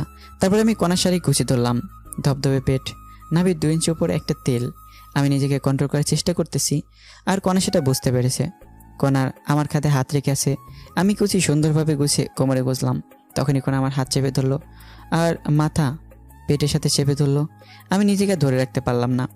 কণার মাথা শক্ত করে ধরে লিপকি শুরু করলাম। কণাও আর কন্ট্রোল করতে পারলো না, সেও রেসপন্স করা শুরু করলো। টানা কিস করতে করতে কণাকে কোলে করে বিছানায় নিয়ে গেলাম। বিছানায় ফেলে আবার কিস করা শুরু করলাম। তারপর গলায় কিস করতে লাগলাম। তখনই এই কুত্তা, আমাকে কি বিয়ের আগে প্রেগনেন্ট করতে চাও নাকি? ও শিট, সরি, আমি ব্যাপারটা বুঝতে পারিনি। দোষ তো আমার, আমি ইচ্ছে করেই তোমার শাড়ি পরিয়ে দিতে বলেছি। আমি জানতাম তুমি ঠিক থাকতে পারবে না। তবে রে বলেই জোরে গাল টেনে দিলাম। আর আমি বাইরে চলো। চলো বলেই দরজা খুললাম। আরে মুখ তো মুছে ফেলো, মুখে লিপস্টিক লেগে আছে। কি বলো? বলে আয়নার সামনে গিয়ে দেখি সত্যি সত্যি লিপস্টিক লেগে আছে। তারপরে আমি ভালো করে মুখ দিয়ে বাইরে আসলাম। বাইরে এসে দেখি সবাই আমার জন্য অপেক্ষা করছে, বসে আছে। সামনে গিয়ে দেখি কণার পাশের টেবিলটাই মাত্র ফাঁকা আছে। খিদেও লাগছে, তাই আমিও বসলাম। হবু শাশুড়ি খাবার সার্ভ করলো, আর আমি কোনো দিকে না থেকে খাওয়া শুরু করলাম। তখনই নিচ থেকে সুরসুরি লাগলো। আমি বিড়াল মনে করে নিচে তাকালাম, দেখি নিচে কিছুই নেই। মাথা তুলে দেখি আমার প্লেটেও কিছু নেই। আমার প্লেটের মাংস কে জানি তুলে নিয়েছে। কণার মুখের দিকে তাকালাম, দেখি কণা মুচকে হাসতেছে। আমি বুঝতে পারলাম গন্ডগোলটা কোথায়। খাওয়াই হলো না আমার। সামনে তাকে দেখি সবার খাওয়া শেষ। লজ্জায় আবার চাইতেও পারছি না, তাই পেটে ক্ষুধা নিয়ে হাত দিয়ে উঠে আসলাম। কণাও উঠে ওর আম্মুর কাছে গেল। আমি আম্মুকে বলে কণাকে না জেনে আমার ভাড়া বাসায় চলে গেলাম। যাওয়ার সময় সাথে করে বিরিয়ানি নিয়ে গেছিলাম। সেগুলো খেয়ে ফোন চার্জে দিয়ে 11টার সময় দিলাম ঘুম থেকে উঠলাম বিকেল 4টায়। উঠে ফ্রেশ হয়ে ফোন অন করলাম। ফোন অন করে আমি অবাক হয়ে গেলাম। মিসড কল অ্যালার্ট চালু করা আছে। দেখি 250টি মিসড কল আর 119টি মেসেজ। কল এসেছে আম্মু, কণা, আদনান, শাশুড়ি ফোন থেকে, আর মেসেজ এসেছে আদনানের ফোন থেকে 10টা, আর বাকিগুলো কণা দিয়েছে। সব মেসেজ হলো আমি কোথায় আছি, তাড়াতাড়ি যেন বাসায় যাই, এসব নিয়ে। যাই হোক, এসব দেখে ভাবলাম কল দিই। দেখলাম ফোনে টাকাও নেই, তাই বিকাশ অ্যাপ থেকে লোড দেওয়ার জন্য ডাটা অন করলাম। সাথে সাথে দেখি মেসেঞ্জার, হোয়াটসঅ্যাপ, টেলিগ্রাম সবখান থেকেই কণার মেসেজ। ফোনে লোড দিয়ে কল দিলাম কণার কাছে। কল দেওয়া মাত্রই কল ধরলো। মনে হয় তার জন্য বসেছিল। কি করো? জানোয়ার, কোথায় তুই? রেগে আছো খুব, তাই বললাম। রাখবে না? তোর ফোন বন্ধ কেন? হবু স্বামীর সাথে কেউ এভাবে কথা বলে? ঘন্টা, এবার বলো কোথায় তুমি এখন? ঘুম হয়নি তো, তাই যে বাসায় থাকতাম সেখানে এসে ফোন চার্জে দিয়ে ঘুমিয়েছিলাম। লোকেশন দাও, আমি যাচ্ছি। পাগল নাকি? তোমার সতীন তোমার সাথে মারামারি করার জন্য বসে আছে। দেখো, তুমি জানো আমার রাগ কেমন, আমার রাগিও না। ওকে, জায়গায় আসো। ওকে। আমি ফোন কেটে দিয়ে বিছানায় বসে ফেসবুকে নোটিফিকেশন চেক করতেছি। তখনই কোনার আইডি সামনে আসলো। দেখলাম রিলেশনশিপ স্ট্যাটাস দিছে, রিলেশনশিপ উইথ ওমর ফারুক। আমি দেখে মুচকে আসলাম। পাগলি একটা, আমার অনেক ভালোবাসে। জীবনে কিছু না পেলেও মনের মতো মা বাবার জীবনসঙ্গী পেলাম। আল্লাহর কাছে লাখ লাখ শুকরিয়া। তারপর ফেসবুকের ভিডিও দেখতে লাগলাম। প্রায় 30 মিনিট আমার ফোনে কণার মেসেজ। প্রায় 30 মিনিট পর আমার ফোনে কণার ফোন নাম্বার থেকে কল আসলো। কল ধরলাম। তখন কণা আমার দেওয়া ঠিকানায় যেতে বলল। আমি গিয়ে ওকে নিয়ে আসলাম। রুমের মধ্যে ঢোকা মাত্রই কণা এসে ঠাস করে আমার গালে একটা চড় মারলো। চড় মারার পরে আমায় জড়িয়ে ধরে কান্না করতে লাগলো। আমি জড়িয়ে ধরে, নিজেই থাপ্পড় মারলা, আবার নিজেই কান্না করতেছো কেন? চুপ করো, তুমি যে বাসায় আসছো আমায় বলে আসতা। আমি মনে করেছি টেবিলে তোমার খাবার মেরে দিয়েছি, এই জন্য তুমি রাগ করে বাসায় চলে এসেছো। আমি অনেক কান্না করেছি। আমি তো আম্মুকে বলে আসলাম। তুমি নাকি বলেছো বাইরে যাচ্ছ, কিন্তু এতক্ষণ লাগে নাকি? তাই চিন্তা হচ্ছিল আমার। না বলে আসার জন্য দুঃখিত। হয়েছে, তোমার জন্য খাবার নিয়ে এসেছি। আচ্ছা, তুমি খাইয়ে দাও। পাবো না। তাহলে আমার খিদে নেই। আচ্ছা শয়তান, আসো। তারপর কণা আমায় খাইয়ে দিতে লাগলো। আবার আমি ওকে খাওয়াচ্ছি। তখনই আমাদের বাসার মালিক আসলো। বাসার মালিকের সাথে আমার সম্পর্ক ভালো। বাড়িওয়ালা এসেই, কি ফারুক, কি খবর তোমার? দুদিন থেকে দেখে যাচ্ছে না, ঘটনা কি? ভাই আব্বুর অপারেশনের জন্য বাইরে গেছিলাম। এনিকে ভাবি নাকি? আপনার ভাবি। হাফ নাকি ফুল? পরে বলবো। আচ্ছা শুনবো পরে। এখন বাড়ি ভাড়া কবে দিবা? কাল দিব ভাই। আচ্ছা তাহলে আমি চাই। বাড়িওয়ালা চলে গেল। কনা আমার রেডি হতে বললো। আমি তৈরি হয়ে নিলাম। আজ আব্বু, আম্মু, ছোটো বোন তানহা আর চাচাতো ভাই আদনান বাসায় যাবে। ওদেরকে বাসে তুলে দিতে হবে। আমি রেডি হয়ে রুমে তালা দিয়ে বের হলাম। কনার আমি রিক্সা নিয়ে কনার বাসায় গেলাম। বাসায় যাওয়া মাত্রই, তোর কি আঙ্কেল জ্ঞান নেই? তুই বাইরে গিয়েছিস, কনাকে বলা লাগবে না? তোমাকে তো বললাম আম্মু। তুই বলেছিস তুই বাইরে যাচ্ছিস, কিন্তু তুই যে তোর মেসেজ যাবি সেটা তো বলিসনি। আর তোর ফোন বন্ধ ছিল, তাই কনা কান্নাকাটি করে অবস্থা খারাপ করছিল। বাদ দাও, তোমরা রেডি হয়েছো? প্রায়। বাস কয়টায়? রাত 9টায়। এখন 6:30 বাজে। তাহলে সমস্যা নেই। খেয়েছো তোমরা? তোর জন্যই বসে আছি। চলো। সন্ধ্যা 7টার দিকে সবাই মিলে একসাথে বসে খেলাম। খাওয়া শেষে সবাই কনার আব্বু আম্মুর কাছ থেকে বিদায় নিয়ে রওনা দিলাম। আমি আব্বু আম্মু ভাই বোনদের গাড়িতে তুলে দিয়ে কনার বাসায় রেখে মেসে যাব। যাই হোক, এই স্টেশনে গিয়ে বসে আছি। কনা, আম্মু আর তানহা গল্প করতেছে। অত্যন্ত গরম এখন, তাই আম্মু আমাকে পানির বোতল আনতে বললো। আমি রাস্তা পার হয়ে একটা দোকানে গেলাম। দোকানে প্রচুর ভিড়, তাই দাঁড়িয়ে আছি। আর ওদিকে, আম্মু তুমি আবার কবে আসবা? তোমার শ্বশুর সুস্থ হলে। আম্মু আমরা কিন্তু এখনো আলাদা বাসায় থাকতে পারি। আমি আর আপনার ছেলে চাকরি করি কেন? কিছুদিন যাক, তারপর বলে কনার কপালে একটা চুমু দিল। তাড়াতাড়ি আসো তোমরা। আর আমার এই ননদকেও ভালো স্কুলে ভর্তি করাতে হবে। পরে সেটা ভাবি, আমার পরীক্ষা সব কমপ্লিট। 6 মাস পর পরীক্ষা। সত্যি? তাহলে আমি তোমার পরীক্ষার আগে যাব ওখানে। আচ্ছা ভাবি, আসিও, অনেক মজা হবে। যাই হোক, ওরা এমন আর অনেক কথা বলতেছে। আর এদিকে আমি পানির বোতল নিয়ে রাস্তা বার হচ্ছি। তখনই প্রায় 2 বছর পর চিরচেনা আব্বুর কণ্ঠস্বর শুনতে পেয়ে দৌড় দিলাম। আমি তো শকড হয়ে গেলাম, আবার অনেক খুশিও লাগতেছে। কিন্তু আব্বু কি জানি ইশারা করতেছে আর বলতেছে, আরে পাগল ছেলে, সামনে দেখ। আমি সামনে তাকিয়ে দেখি বিশাল দূরে একটা সিএনজি 60 কিলোমিটার বেগে ছুটে আসতেছে। আমি সিএনজির গতি দেখে ভয়ে কী করবো ভেবে পাচ্ছি না। আমার ব্রেন কাজ করা বন্ধ করে দিয়েছে। আমি আমার মৃত্যু দেখতে পারতেছি। আমি ভয় চোখ বন্ধ করলাম। তখন আমার মনে হলো আমাকে আচমকা টান দিল। আমি বুঝতে পারলাম আমি কোথাও পড়ে গেছি, কিন্তু আমার শরীরে মনে হয় শক্তি নেই। কেউ একজন আমায় ধাক্কাচ্ছে। তখনই আমার চিন্তা শক্তি কাজ করা শুরু করে দিল। আমি চোখ খুললাম। খোলা মাত্রই, বাবা তোর কিছু হয়নি তো? কিছু হয়নি তো মনে হয় বলে দাঁড়িয়ে আমার শরীর দেখতেছি। চারপাশ দেখে আসবি না? ভুল হয়েছে, এবার চলো। চল। আম্মুকে বলেও না, আবার চিন্তা করবে। আচ্ছা। তারপর আমি আমার শরীরের দোলা ঝেড়ে ফেলে দিলাম। তারপর আব্বু আর আমি আম্মু, কণা আর তানহাদের কাছে আসলাম। আব্বু যখন এসে সবার সামনে কথা বললো, সবাই আনন্দে হই দিয়ে উঠলো। আর আম্মু তো খুশিতে কান্না করতে লাগলো। তখনই, একসাথে এত খুশি কোথায় রাখি? তুমি যাও, বাবার জন্য ফলের রস নিয়ে আসো। ওকে, যাচ্ছি। কোথায় যাচ্ছিস? ফলের রস নিয়ে আসি। লাগবে না। আব্বু নিয়ে আসুক না। আরে ফারুক কোথাও যাবে না। জানো কি হয়েছিল একটু আগে? কি হয়েছিল আব্বু? কিছু হয়নি বলে আব্বুর মুখ চেপে ধরলাম। কি হয়েছিল বলো, না হলে তোমার অবস্থা খারাপ আছে। আসলে কি এত বড় একটা ঘটনা ঘটে গেছে আর আমরা কিছুই জানি না? তোর যদি কিছু হয়ে যেত তাহলে আমি কি নিয়ে বাঁচতাম বাবা? আরে চিন্তা করো না তো, কিছু হয়নি তো। হলে আর কি হতো, মরে যেতাম। কান্না করার মতো কেউ নেই। এসব কথা বলিস না বাবা, আমার একটাই ছেলে বাবা। চলো তো একটু ওয়াশরুমে যাব। চলো। তারপর আম্মুকে চুপ করে থাকতে বললাম। আব্বু আমার আম্মুকে সান্ত্বনা দিচ্ছে। আর আমি কণাকে নিয়ে বাস কাউন্টারের ওয়াশরুমে ঢুকলাম। কণা ভিতরে ঢুকে উকি দিয়ে কি যেন দেখলো। তারপর হঠাৎ দরজা বন্ধ করে দিয়ে আমার শার্টের করা ধরলো। এই কি করছো?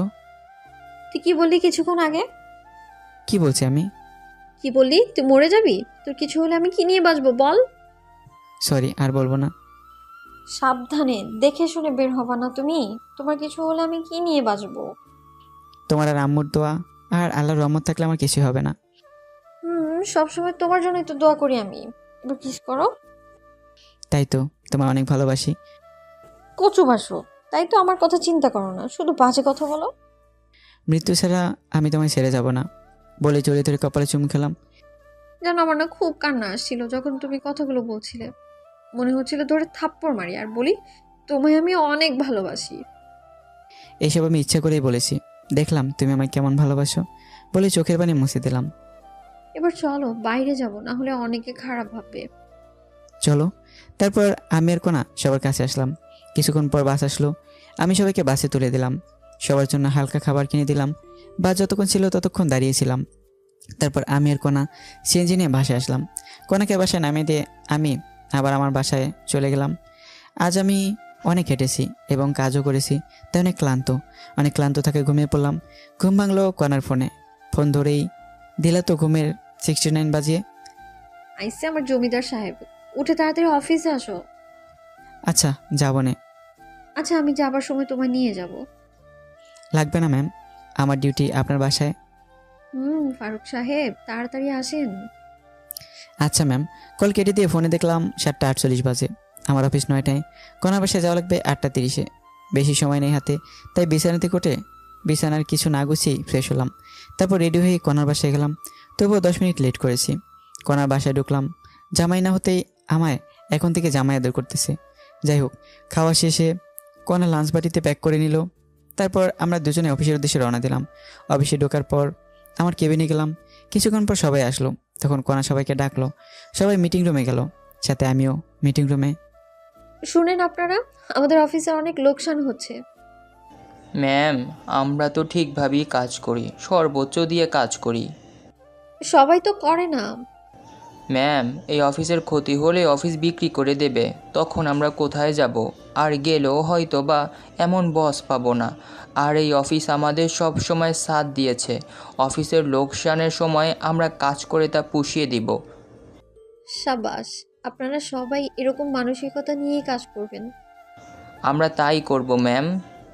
আরেকটা কথা, এ আমার ভালোবাসা আর আমার হবু স্বামী। সব মেয়ে ওকে দুলাভাই না হলে ভাইয়া বলে ডাকবে, ওকে? ম্যাম, খাওয়া দেন। আচ্ছা আজ দিব। তারপর মিটিং শেষ করে দিল। কোনা সবাইকে খাওয়ালো। তারপর আবার কাজ করতে লাগলাম। অনেক দিন আসতে পারিনি, অনেক কাজ পড়ে আছে। কাজ করতে করতে দুপুর হয়ে গেল। লাঞ্চের সময় কোনা ডাকলো। কোনার কেবিন লাঞ্চ করলাম। লাঞ্চ শেষে আবার কাজ করতে লাগলাম। ছুটি হলে কোনা আর আমি অফিসের গাড়ি নিয়ে একটু ঘুরে বেড়াই। তারপর কোনার বাসায় গিয়ে রাতের খাবার খেয়ে বাসায় যাই। এভাবেই চলে গেল 7 দিন। অফিসের কাজের প্রচুর চাপ, কোম্পানির লোকসান সবাইকে দিয়ে তুলে নেওয়া হচ্ছে। এ মাস প্রায় শেষই হয়ে যাচ্ছে। মাসের আসে 5 দিন। অফিসে যাওয়ার জন্য বের হয়েছি, তখন মেসেঞ্জারে আমার গ্রামের এক বান্ধবীর কল পেলাম। কি রে ফারুক, কেমন আছিস? আলহামদুলিল্লাহ, তুই কেমন আছিস? দুলা ভাইরা ভাগিনা কেমন আছে? ভালো ছিলাম, কিন্তু কয়েকদিন থেকে নেই রে মামা। কেন, কোনো সমস্যা হয়েছে কি? তোর দুলাভাইয়ের হার্টের অপারেশন করা লাগবে। টাকা ম্যানেজ হয়নি? সব কমপ্লিট। আর তুই তো জানিস আমরা পালিয়ে বিয়ে করেছি জন্য এখনো মেনে নেয়নি। আর তোর দুলাভাইয়ের অসুস্থতার জন্য কোম্পানি থেকে লোন নিয়ে অপারেশন করিয়েছি। খুব ভালো করেছিস। আমার কি কোনো হেল্প লাগবে? ঢাকায় আমার চেনা পরিচিত তুই আছিস, আর অপারেশনের সময় আমি মেয়ে মানুষ কেমনে দৌড়াদৌড়ি করব? তুই কি একটু 2 দিন সময় দিতে পারবি? আচ্ছা, কবে যাওয়া লাগবে? আজকে আয়, কাল তাহলে অপারেশন হবে। আচ্ছা আসতেছি। সীমার ফোন কেটে দিয়ে কোনাকে টেক্সট করে জানিয়ে দিলাম আমি 2 দিন অফিসে যেতে পারবো না। আমার বন্ধু অসুস্থ, অপারেশন হবে, তাই হাসপাতালে যাব। আর আমাকে 2 দিন কল দিও না। আমি জানি কোনা আর আমার 2 দিন কল দিবে না। তারপরে আমি ব্যাগ গুছিয়ে রওনা দিলাম সীমার বাসার উদ্দেশ্যে। এই ঢাকার জ্যাম পার করে পৌঁছালাম 11টার সময়। সীমার বাসায় ঢুকলাম, দেখি দুলাভাই ভালোই অসুস্থ হয়ে গেছে। দুলাভাইয়ের সাথে কথা বললাম। দুলাভাইয়ের কথা বলতে সমস্যা হয়। তারপর সীমার সাথে ভালো মন্দ বলে বিকেলবেলায় হাসপাতালে ভর্তি করে সিদ্ধান্ত নিলাম। সীমার বাসায় লাঞ্চ করে দুলাভাইকে নিয়ে 2টার দিকে ঢাকা মেডিকেল হাসপাতালে ভর্তি করালাম। বিভিন্ন পরীক্ষা করা হলো এবং ডাক্তার বললেন রাত 10টায় অপারেশন করা হবে। ব্যাংকে টাকা ডিপোজিট করেন। তারপর সীমা, ডাক্তার তো টাকা জমা দিতে বলল। চল ব্যাংকে যাব। দুলাভাই একা থাকবে নাকি? তোর ভাগিনাকে রেখে যা, বেশিক্ষণ লাগবে না তো। টাকা কোথায় আছে? আমার অ্যাকাউন্টে। চলো তাহলে। তারপর সীমা দুলাভাইয়ের কাছে গেল এবং সব খুলে বলল। দুলাভাই তার ছেলে আবু হানিফকে রেখে যেতে বলল। আবু হানিফকে রেখে আমরা দুজন হাসপাতাল থেকে বের হয়ে রিক্সা নিলাম। তারপর ইসলামী ব্যাংকে গেলাম। ব্যাংক থেকে টাকা তুলে আবার সোনালী ব্যাংকে গেলাম। সেখানে টাকা জমা দিয়ে হাসপাতালে আসলাম। আমাদের মোট 2 ঘন্টা সময় লেগেছে। একটু দেরি হলে আর টাকা জমা দিতে পারতাম না, কারণ ব্যাংক 5টার মধ্যে বন্ধ করে দেয়। আমরা হাসপাতালে এসেছি 6টার সময়। একটু পর আজান দেবে। দুলাভাই অনেক ভয় পাচ্ছে, অনেক ভীতু প্রকৃতির মানুষ। যাই হোক, দেখতে দেখতে অপারেশনের সময় হয়ে গেল। ডাক্তার দুলাভাইকে আইসিইউতে নিয়ে গেল আর আমরা বাইরে আছি। সীমা তো ভাই চুপসে গেছে আর আমি চুপ করে আছি ভাগিনাকে সাথে নিয়ে। ভাবলাম একটু ফোনে গেম খেলি, কিন্তু ফোন বের করে দেখি ফোন বন্ধ, কারণ ফোনে চার্জে দেয়নি। ভাগিনের দিকে তাকিয়ে দিয়ে ভাগিনা ঘুমিয়ে গেছে। তারপরে আমি বসে থাকতে থাকতে কখন ঘুমিয়ে গেছে জানি না। ঘুম ভাঙলো লিপির। মামা, এই মামা ওঠ, খুশি খবর আছে।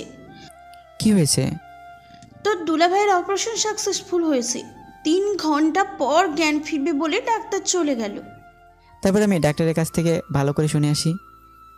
আচ্ছা যা। তারপরে আমি ডাক্তারের কেবিনে গিয়ে সত্যতা যাচাই করে আসলাম। তখন রাত 2টা বাজে। আমি সীমার কাছে আসলাম। কিছুক্ষণ পর দুলাভাইকে একটা কেবিনে শিফট করা হলো। আমি অনেক খুশি হয়েছি। ডাক্তার প্রেসক্রিপশন দিল। আমি গিয়ে ওষুধ কিনে নিয়ে আসলাম। জ্ঞান ফিরতে ওষুধ খাওয়াতে হবে। ওষুধ কিনে এনে দেখি অন্য রুমে শিফট করেছে। ওষুধ সীমাকে দিয়ে আমি ব্যাগ নিয়ে সোফায় শুয়ে পড়লাম। সীমাকে ঘুমানোর কথা বলে দিলাম এক ঘুম। ঘুম থেকে উঠলাম খুব সকালে। সীমার দুলাভাইয়ের কথা শব্দে ঘুম থেকে উঠে দুলাভাইয়ের সাথে কথা বলে ফ্রেশ হতে গেলাম। ফ্রেশ হয়ে এসে দুনিয়ার যত গল্প ছিল সব শুরু করে দিলাম। গল্প তো আর শেষ হবে না, খিদেও লাগছে। তাই নাস্তা নিতে ভাগিনাকে সাথে করে বাইরে গেলাম। আমরা নাস্তা করে দুজনের জন্য নাস্তা নিয়ে আসলাম। নাস্তা করে ওষুধ খাওয়া শেষে আমি বাইরে গিয়ে 10 টাকা দিয়ে ফোনে চার্জ দিয়ে আনলাম। কনার ফোনে কল দিলাম, কিন্তু ওর ফোন বন্ধ। তাই কনার আম্মুর ফোনে কল দিলাম। কনা নাকি ওর মামার বাসায় ঘুরতে গেছে, 7 দিন পর আসবে। কনার সাথে কথা বলতে পারলাম না জন্য খারাপ লাগছে। মন খারাপ করে আবার সীমার দুলাভাইয়ের কাছে গেলাম। সেদিনে বিকেলবেলা রিলিজ নিলাম আমরা। ওখানে থাকলে একদিনে 10,000 টাকা খরচ হবে, তাই রিলিজ নিয়ে লিপিদের বাসায় আসলাম। সীমার ওখানে রাতের খাবার খেয়ে আমরা বাসায় আসলাম। আবার পরের দিন অফিসে গেলাম। অফিসে গিয়ে কিছু ভালো লাগছে না, মনে শুধু কনাকে খুঁজে বেড়াচ্ছে। তাই ফোন বের করে কনাকে কল দিলাম, কিন্তু ফোন বন্ধ দেখাচ্ছে। মেজাজ তো খুব খারাপ হয়ে গেল। তবুও কাজ করতে লাগলাম। দুপুরবেলা লাঞ্চ করলাম অফিসের ক্যান্টিনে। লাঞ্চের পর আবার কাজ শুরু। একাকিত্ব ভালো লাগছে না, তাই অফিসের এক মেয়ে কলিগের সাথে একটু ভাব জমালাম। ভালোই ভাব জমে গেল একদিনের গল্পে। যাই হোক, কনাও নেই। মেয়েটার সাথে কথা বলে ভালোই লাগলো। এভাবেই 3 দিন গেল। কনার কোনো খোঁজখবর নেই, ফোন বন্ধ করে রেখেছে। হাসপাতালে যখন ছিলাম তখন আমার ফোন বন্ধ ছিল, তাই কনা আমার উপর রাগ করে ফোন বন্ধ করে রেখেছে। আর তাই আমি অফিসের একটা মেয়ের সাথে দেখিয়ে গল্প করতেছি। আমি জানি লিপি আমার সব খবর কনাকে জানাচ্ছে। অনেক ভেবেচিন্তে নীলাকে সব খুলে বললাম আর ওকে একটু অভিনয় করতে বললাম। নীলা খুব সুন্দরভাবে লিপির সামনে অভিনয় করলো। যাই হোক, এভাবে 4র্থ দিন চলে গেল। 5ম দিন নীলা আগেই গেল অফিসে। এই নীলা শোনো। জি আপু বলেন। তুমি জানো না কণা ফারুককে ভালোবাসে? কয়েকদিন পর ওদের বিয়ে। তো আমি ওকে ভালোবাসি। চাকরি হারাতে চাও নাকি? হারালে হারাবো, ফারুক আছে না। আর কণা ম্যাম ওনাকে কি ভালোবাসে যে কয়েকদিন থেকে কল ধরে না? আরে আবাল, কণা ফারুকের গ্রামের বাসায় গেছে। আগামী 7 দিনের মধ্যে ওদের বিয়ে হবে। ও আপু, আসলে আমাদের মাঝে কিছুই নেই। ভাইয়া অনেক ভয়ে ছিল যে ম্যাম বোধহয় রাগ করে চলে গেছে, আর ম্যামের ঠিকানা কেউ দিচ্ছিল না, তাই ভাইয়া প্ল্যানটি করে। কারণ ভাইয়া জানে আপনি সব কথাই কণা ম্যামকে বলবেন। তাই নাকি? ফারুক ভাইকে যতটা ফাজিল ভাবতাম উনি তো দেখি তার চেয়েও বেশি ফাজিল। আপু, আর আমার চাকরি যেন কিছু না হয়। যাও, তোমার 7 দিনের ছুটি। এই 7 দিন অফিসের ধারে কাছেও আসবা না। ফারুক ভাই কল দিলে বলবা গ্রামের বাসায় গেছো। আমরা একটু এদিকে মজা নেই। আচ্ছা আপু। তারপর নীলা চলে গেল। আমি অফিসে ঢুকে দেখলাম কনাও নেই, নীলাও নেই। তারপর লিপিকে গিয়ে ধরলাম, কনা কোথায়? জানি না আমি। ভালো, আরেকটা কথা শুনে রেখো, কনা ফিরে এসে আমায় খুঁজে পাবে না। সিরিয়াস ভাব নিয়ে ঢপ মেরে চলে আসতে ধরলাম। ভাইয়া এসব কথা বলবেন না। আপনাকে সারপ্রাইজ দেওয়ার জন্য কণা এসব করতেছে। তাই নাকি? একটু টাচ দিবা। সারপ্রাইজ ভালো নাকি খারাপ? সুন্দর সারপ্রাইজ ভাইয়া। তাহলে আমি নিশ্চিন্তে থাকলাম। আর নীলাকে চাকরি থেকে বের করে দিও আবার। কেন? ওকে তো বের করে দিব। থাপ্পড় খাবা। আমি ওকে অনেক অনুরোধ করায় অভিনয় করতে রাজি হয়েছিল। আর ওর বয়ফ্রেন্ড আছে। তোমার আপুর মতো সন্দেহ করো না আবার। হোক। আর আজ আমার সাথে লাঞ্চ করবেন। আমি মেয়েদের সাথে লাঞ্চ করি না। কণা বোধহয় ছেলে। বেশি বোঝো না, আমায় ছুটে দাও, আমি বাসায় যাব। আপনার অফিস না করলেও চলবে। শালি আছে না, ওখান থেকে নিজের কেবিনে গেলাম। দুপুর পর্যন্ত কাজ করে বাসায় আসলাম। পরিচিত এক ফার্মেসি থেকে ঘুমের ওষুধ এনে খেয়ে ঘুম দিলাম। উঠলাম পরের দিন দুপুরবেলা। উঠে আবার ফোন টিপতে লাগলাম। কনার আম্মুর ফোন থেকে কল আসলো। আমি ধরলাম। তখনই বাবা বাবা কণা কণা কনার কি হয়েছে বলেন? কণা। আমি পরে কল দিলাম, ফোন বন্ধ। কনার ফোনও বন্ধ। কনার আব্বুরও ফোন বন্ধ হয়ে আছে। মেজাজ খুব খারাপ। ট্রাউজার পরা অবস্থায় মোবাইল নিয়ে দিলাম দৌড়। রিক্সা করে কনার বাসায় গেলাম। বাসায় গিয়ে দেখি পুরো বাসা বিয়ের সাজে সাজানো। আমি দৌড়ে ভিতরে গিয়ে কনার আম্মুর কাছে গেলাম। কণা কোথায়? কি হয়েছে কনার? ওর আজ বিয়ে বাবা, অন্য একটা ছেলের সাথে। ওই ছেলেটাকে ভালোবেসে ফেলেছে এই কয়দিনে। কি বলেন আপনি? আর আমি কি? বাবা, আমার কাছে কিছু বলে লাভ নেই। কণার কাছে যাও। কণা ওর রুমে। আমি একদৌড়ে কনার রুমে গেলাম। গিয়ে দেখি ওকে সাজানো হচ্ছে। আমি সবাইকে বাইরে যাওয়ার অনুরোধ করলাম। সবাই বাইরে গেল আর আমি দরজা লাগিয়ে দিলাম। কণা, এগুলো কি শুনছি আমি? যা শুনছো তাই সত্যি। আমি বিয়ে করছি অন্য ছেলেকে। আমার অপরাধ কি? ভিখারির ছেলেদের সব দেখো। ওই ছেলে আমার ক্রাশ ছিল, অনেক প্রপোজ করেছি, কিন্তু রাজি হয়নি। 2 দিন আগে রাজি হয়েছে। ও ভালো ম্যাম, আপনি সুখে থাকলে আমি খুশি। আর আপনার টাকা কিছুদিন গেলেই দিয়ে দেব। লাগবে না, তোদের পরিবারকে ওই টাকা দান করে দিলাম। ম্যাম লাগবে না, আমি শোধ করে দেব। ভালো থাকবেন, সুখে থাকবেন, আর জীবনে দেখা হবে না আপনার সাথে বলে ওর দেওয়া আংটি খুলে ওর হাতে দিয়ে রুমের দরজা খুলে কান্না করতে করতে সিঁড়িতে নামলাম। নেমে ফার্মেসিতে গিয়ে 4 পাতা ঘুমের ওষুধ সিস্টেম করে কিনে নিয়ে বাসায় গেলাম। সাথে 4 প্যাকেট সিগারেটও নিলাম। বাসায় গিয়ে শুয়ে পড়লাম। কি করব ভেবে পাচ্ছি না। ভাবতেছি আত্মহত্যা করব, আবার বাবা মায়ের মুখের দিকে তাকিয়ে করতে মন চাচ্ছে না। আমি পানি আনলাম, ঘুমের ওষুধ খেয়ে শুয়ে যাব। ঘুমানোর আগে কণাকে দেওয়ার জন্য একটা মেসেজ লেখা শুরু করলাম। তখনই আমার ফোনে কণার ফোন থেকে কল আসলো। আবার কল দিছো কেন? বললাম না আমি কোনোদিন তোমায় ডিস্টার্ব করব না। প্যাক না করে তোমার দরজাটা খুলে দাও। আমি ঘুমোচ্ছি, দরজা খুলতে পারবো না। খুলবি নাকি 999 ফোন দিব? দরজার সামনে কে? খুলে দেখ আগে। ফোন কেটে দিয়ে দরজা খুলে দেখি আমার আব্বু আর কণার আব্বু দাঁড়িয়ে। আরে আপনারা ভেতরে আসুন। তারপর সবাই বসলো আমার বিছানায়। আমি চেয়ার নিয়ে আসলাম। তখনই বাবা, আমরা কখনো কল্পনা করতে পারিনি এমন কিছু হবে। আরে আঙ্কেল, কি করছেন আপনি? আমি আপনার ছেলের মতো, আর আপনার এখানে করার কিছুই নেই। তবুও আমাদের অনেক খারাপ লেগেছে বাবা। আন্টি, আমি কণাকে ভালোবেসেছি। আমি চাইবো অবশ্যই সে সুখে থাকুক। আর কণা এখন তার মনের মতো পাত্র পেয়েছে আর সুখে থাকবে, এতে আমি খুশি। তাহলে তুমি একটা মেয়ে দেখে বিয়ে করো। আমি আর বিয়ে করতেছি না। কেন বাবা? অত্যন্ত পার্সোনাল আঙ্কেল। আর আপনার মেয়ের বিয়ে, আর আপনারা এখানে অনেকে আবার অন্য কিছু ভাববে। ভাবলাম তুমি যদি আবার কোনো অঘটন ঘটাও তাই। আমি আত্মহত্যা করলে আমার বাবা মার কি হবে? সারা জীবন না হয় কণার ছবি নিয়েই বেঁচে থাকবো। আচ্ছা আপনারা থাকেন, আমি কিছু নিয়ে আসি বলে দরজার দিকে বাইরে যাওয়ার জন্য রেডি। কোথাও যাওয়া হবে না। আমি কিন্তু কিছুই করিনি। সেটা জানা আছে। এখন বসে থাকো তুমি। দুলাভাই কেমন দিলাম সারপ্রাইজ? কারো ফাটে, কেউ হাসে, কেমনটা লাগে? আরে গাধা, তোর সাথেই কণা মামুনির বিয়ে। তাহলে যে বললো কণা আরেকজনকে ভালোবাসে? আমি সব বলবো, কিন্তু পরে বলবো। আচ্ছা, তোমাকে শিক্ষা দেবো আমি কি জিনিস।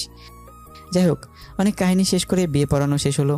আবার কার আসলো আমাদের সবাইকে আমার কণাদের বাসায় নিয়ে যাওয়া হলো। সেখানে গিয়ে দেখি আমার বাসিটির সব বন্ধুরা আছে। ওদের সাথে অনেকদিন থেকে দেখা হয় না, কথা হয় না। আমি তো ওদের দেখে খুশি হলাম। আমার সব বন্ধুরা বিয়ে করেছে, অনেকের বাচ্চাও আছে। আর আমার বন্ধুদের সাথে আমি ইচ্ছে করে যোগাযোগ করিনি। যাই হোক, আমার বাসায় রেজিস্ট্রি হলো, এখানে কবুল বলানো হলো। রাত 2টোর দিকে বিয়ে পড়ানো, খাওয়া দাওয়া শেষ।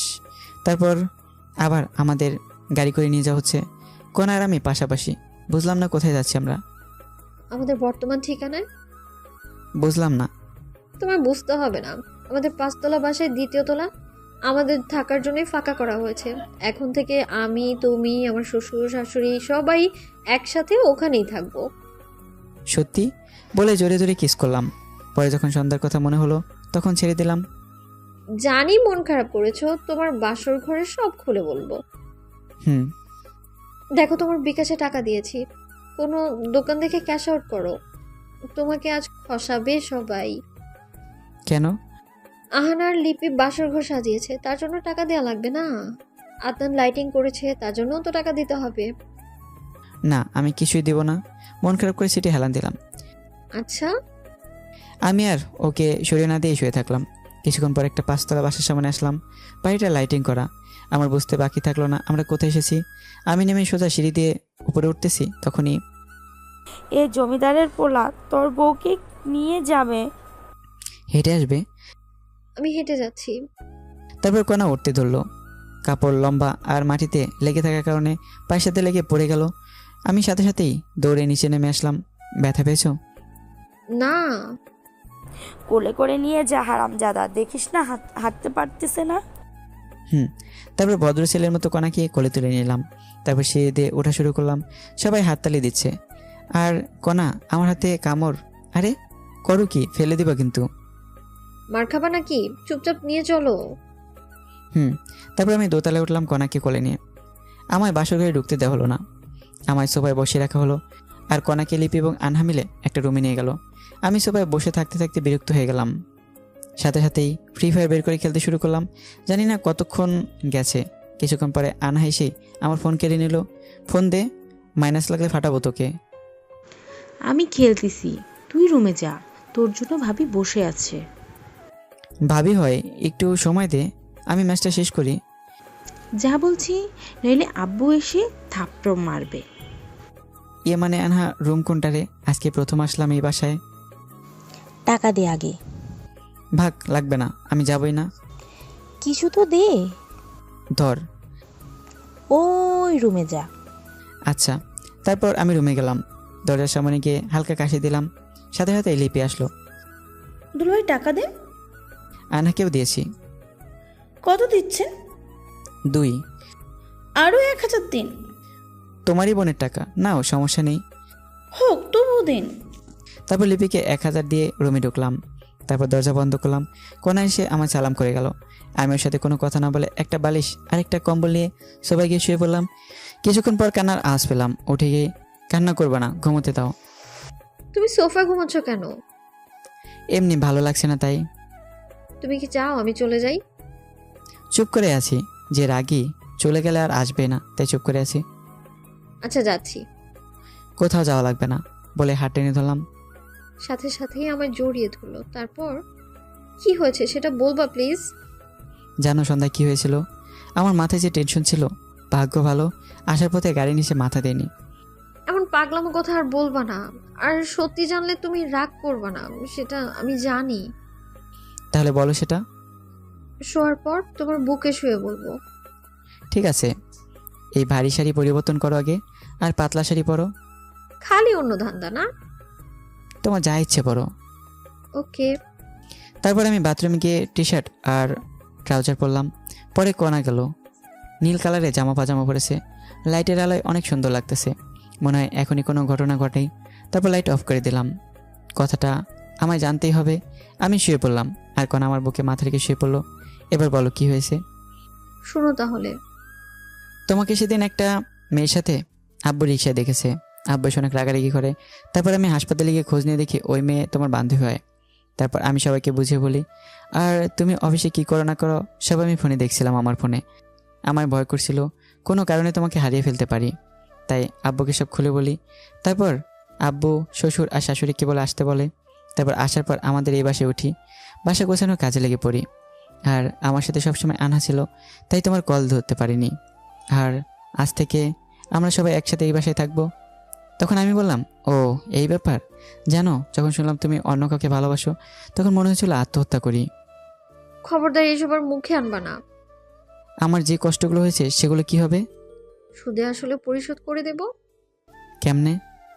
পরেই জানতে পারবা। এখন বলো ভবিষ্যৎ প্ল্যান কি তোমার? ফুটবল টিম বানাবো। ফুটবল আমার প্রিয় খেলা। ইস, শখ কত! আমার অত লাগবে না, একটা ছেলে আর একটা মেয়ে হলেই হবে। আমি মজা করছিলাম, আমারও সেম চাওয়া। ছেলেটা আগে হলেই ভালো। না, মেয়ে হবে, বড়জন মেয়ে হবে। তোমার ইচ্ছা? হুম। জানো আমার স্বপ্ন, আমার একটা মেয়ে হবে, অনেক কিউট হবে, নাম রাখবো ফারিয়া। আর ফারিয়া আমাদের পরিবারের সবার আদরের হবে, পরিবারের সবাইকে মাতিয়ে রাখবে, দাদু দিদার সাথে খেলবে, এইটুকুই। আমার বউটা দেখে অনেক কিছুই ভাবে বলে কপালে চুমু দিলাম। তাড়াতাড়ি আমার একটা মেয়ে চাই। তাহলে যুদ্ধে নামতে হবে। নেমে পড়ো।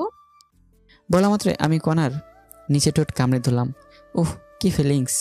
কণা ঠোঁট একদম কমলার খোয়ার মতো। আমি কিস করতে থাকলাম, তারপর গলায় কিস করলাম, তারপর নিচের দিকে নামতে থাকলাম। আর বাকিটা ইতিহাস, জানতে চাইলে থাক, আর বললাম না। যাই হোক, পরের দিন সকালে ঘুম ভাঙলো কণার ডাকে। অনেকক্ষণ ডেকে গেছে, উঠিনি জন্য চায়ের কাপে আঙুল ঢুকিয়ে দিয়েছে। তারপর আমি উঠে গোসল করে এসে দেখি কণা আম্মুর সাথে রান্না শিখতেছে। সকালের নাস্তা কণা আর আম্মু বানিয়ে দিল। সকালে নাস্তা করে গল্প, তারপর লাঞ্চের পর রাতের খাবার, এভাবেই ঘুরে বেরিয়ে গেল 7 দিন। আজ অফিস আছে। সকালবেলা কণাকে আম্মু আর রান্নাঘরে ঢুকতে দেয় না, তবুও কণা জোর করেই ঢুকে। সকলের রান্নার সময় থাকে কিন্তু রাতে থাকতে পারে না। সকালে রান্নার সময় থাকে কিন্তু রাতে থাকতে পারে না। এভাবেই সকালবেলা অফিস যাওয়া, অফিসের কাজ করা, রাতে আবার বাসায় আসা। আর আব্বু এখন চাকুরি করে, আর কণাকে বাসায় রাখা হয়েছে। এক মাস পর পরীক্ষা। যাই হোক, এভাবে কেটে গেল 3টি বছর। 3 বছর পর অফিস বন্ধের দিন সকালে, পাপ্পা পাপ্পা ও তো তাড়াতাড়ি আম্মু লাতে নিয়ে আসতে। আসুক মামুনি বলে বিছানা থেকে উঠে কোলে নিলাম। পাপ্পা আর তো তাই দেবা। আজ তোমার দাদু দিদা ফুপি তোমার মাম্মি সহ ঘুরতে যাব। কি মজা কি মজা। আমার বিয়ের 2 বছর পর ফারিয়া আমাদের পরিবারে আসে। ফারিয়া অনেক কিউট, সারাদিন সবাইকে দৌড়ের উপর রাখে। আর আনহা মেডিকেলে পড়ে এখন। আমি ব্রাশ করে রান্নাঘরে গেলাম। আমি যাওয়া মাত্রই আব্বু অজুহাত দিয়ে চলে গেল। আম্মুও বুঝতে পারছে। আমি কণাকে পিছন থেকে জড়িয়ে ধরলাম। কণা সাথে সাথে নাড়াচাড়া বন্ধ করে দিল। কি করো? আম্মু আসবে। আরে আসবে না। কি শুরু করেছো? শুরুই করলাম না। ঠিক আছে, যাচ্ছি। দাঁড়াও, বাজার করে এনে দাও। আচ্ছা, লিস্ট দাও। দাঁড়াও। তারপর আমি ব্যাগ নিয়ে বের হলাম। তখনই কণা আমায় ডেকে রান্নাঘরে নিয়ে গেল। লক্ষ্মী ছেলের মতো বাজার করবা, আর রাস্তা দেখে পার হবা, ঠিক আছে? তারপর আমি বাজারের লিস্ট অনুযায়ী বাজার করলাম। বাজার নিয়ে বাসায় আসলাম লাঞ্চের দিকে। বাসায় এসে গোসল করে টেবিলে বসলাম। আমাদের অভ্যাস হয়ে গেছে সবাই আম্মুর হাতের তোলা ভাত খাই। আজও আম্মু সবাইকে তুলে খাওয়াচ্ছে, আর আমরা সবাই তৃপ্তি সহকারে খাচ্ছি। তো বন্ধুরা, গল্পটি এখানেই শেষ করা হলো। কেমন হয়েছে অবশ্যই কমেন্ট করে জানাবে। পরবর্তী গল্পে তৈরি থেকো। আর হ্যাঁ, সিনিয়রদের পিছনে ট্রাই করো না, সময় নষ্ট হবে, কারণ পাত্তা পাবে না। তো বন্ধুরা, গল্পটি কেমন হয়েছে অবশ্যই কমেন্ট করে জানাবে। আর পরবর্তী গল্পের জন্য তৈরি থাকবে। আল্লাহ হাফেজ।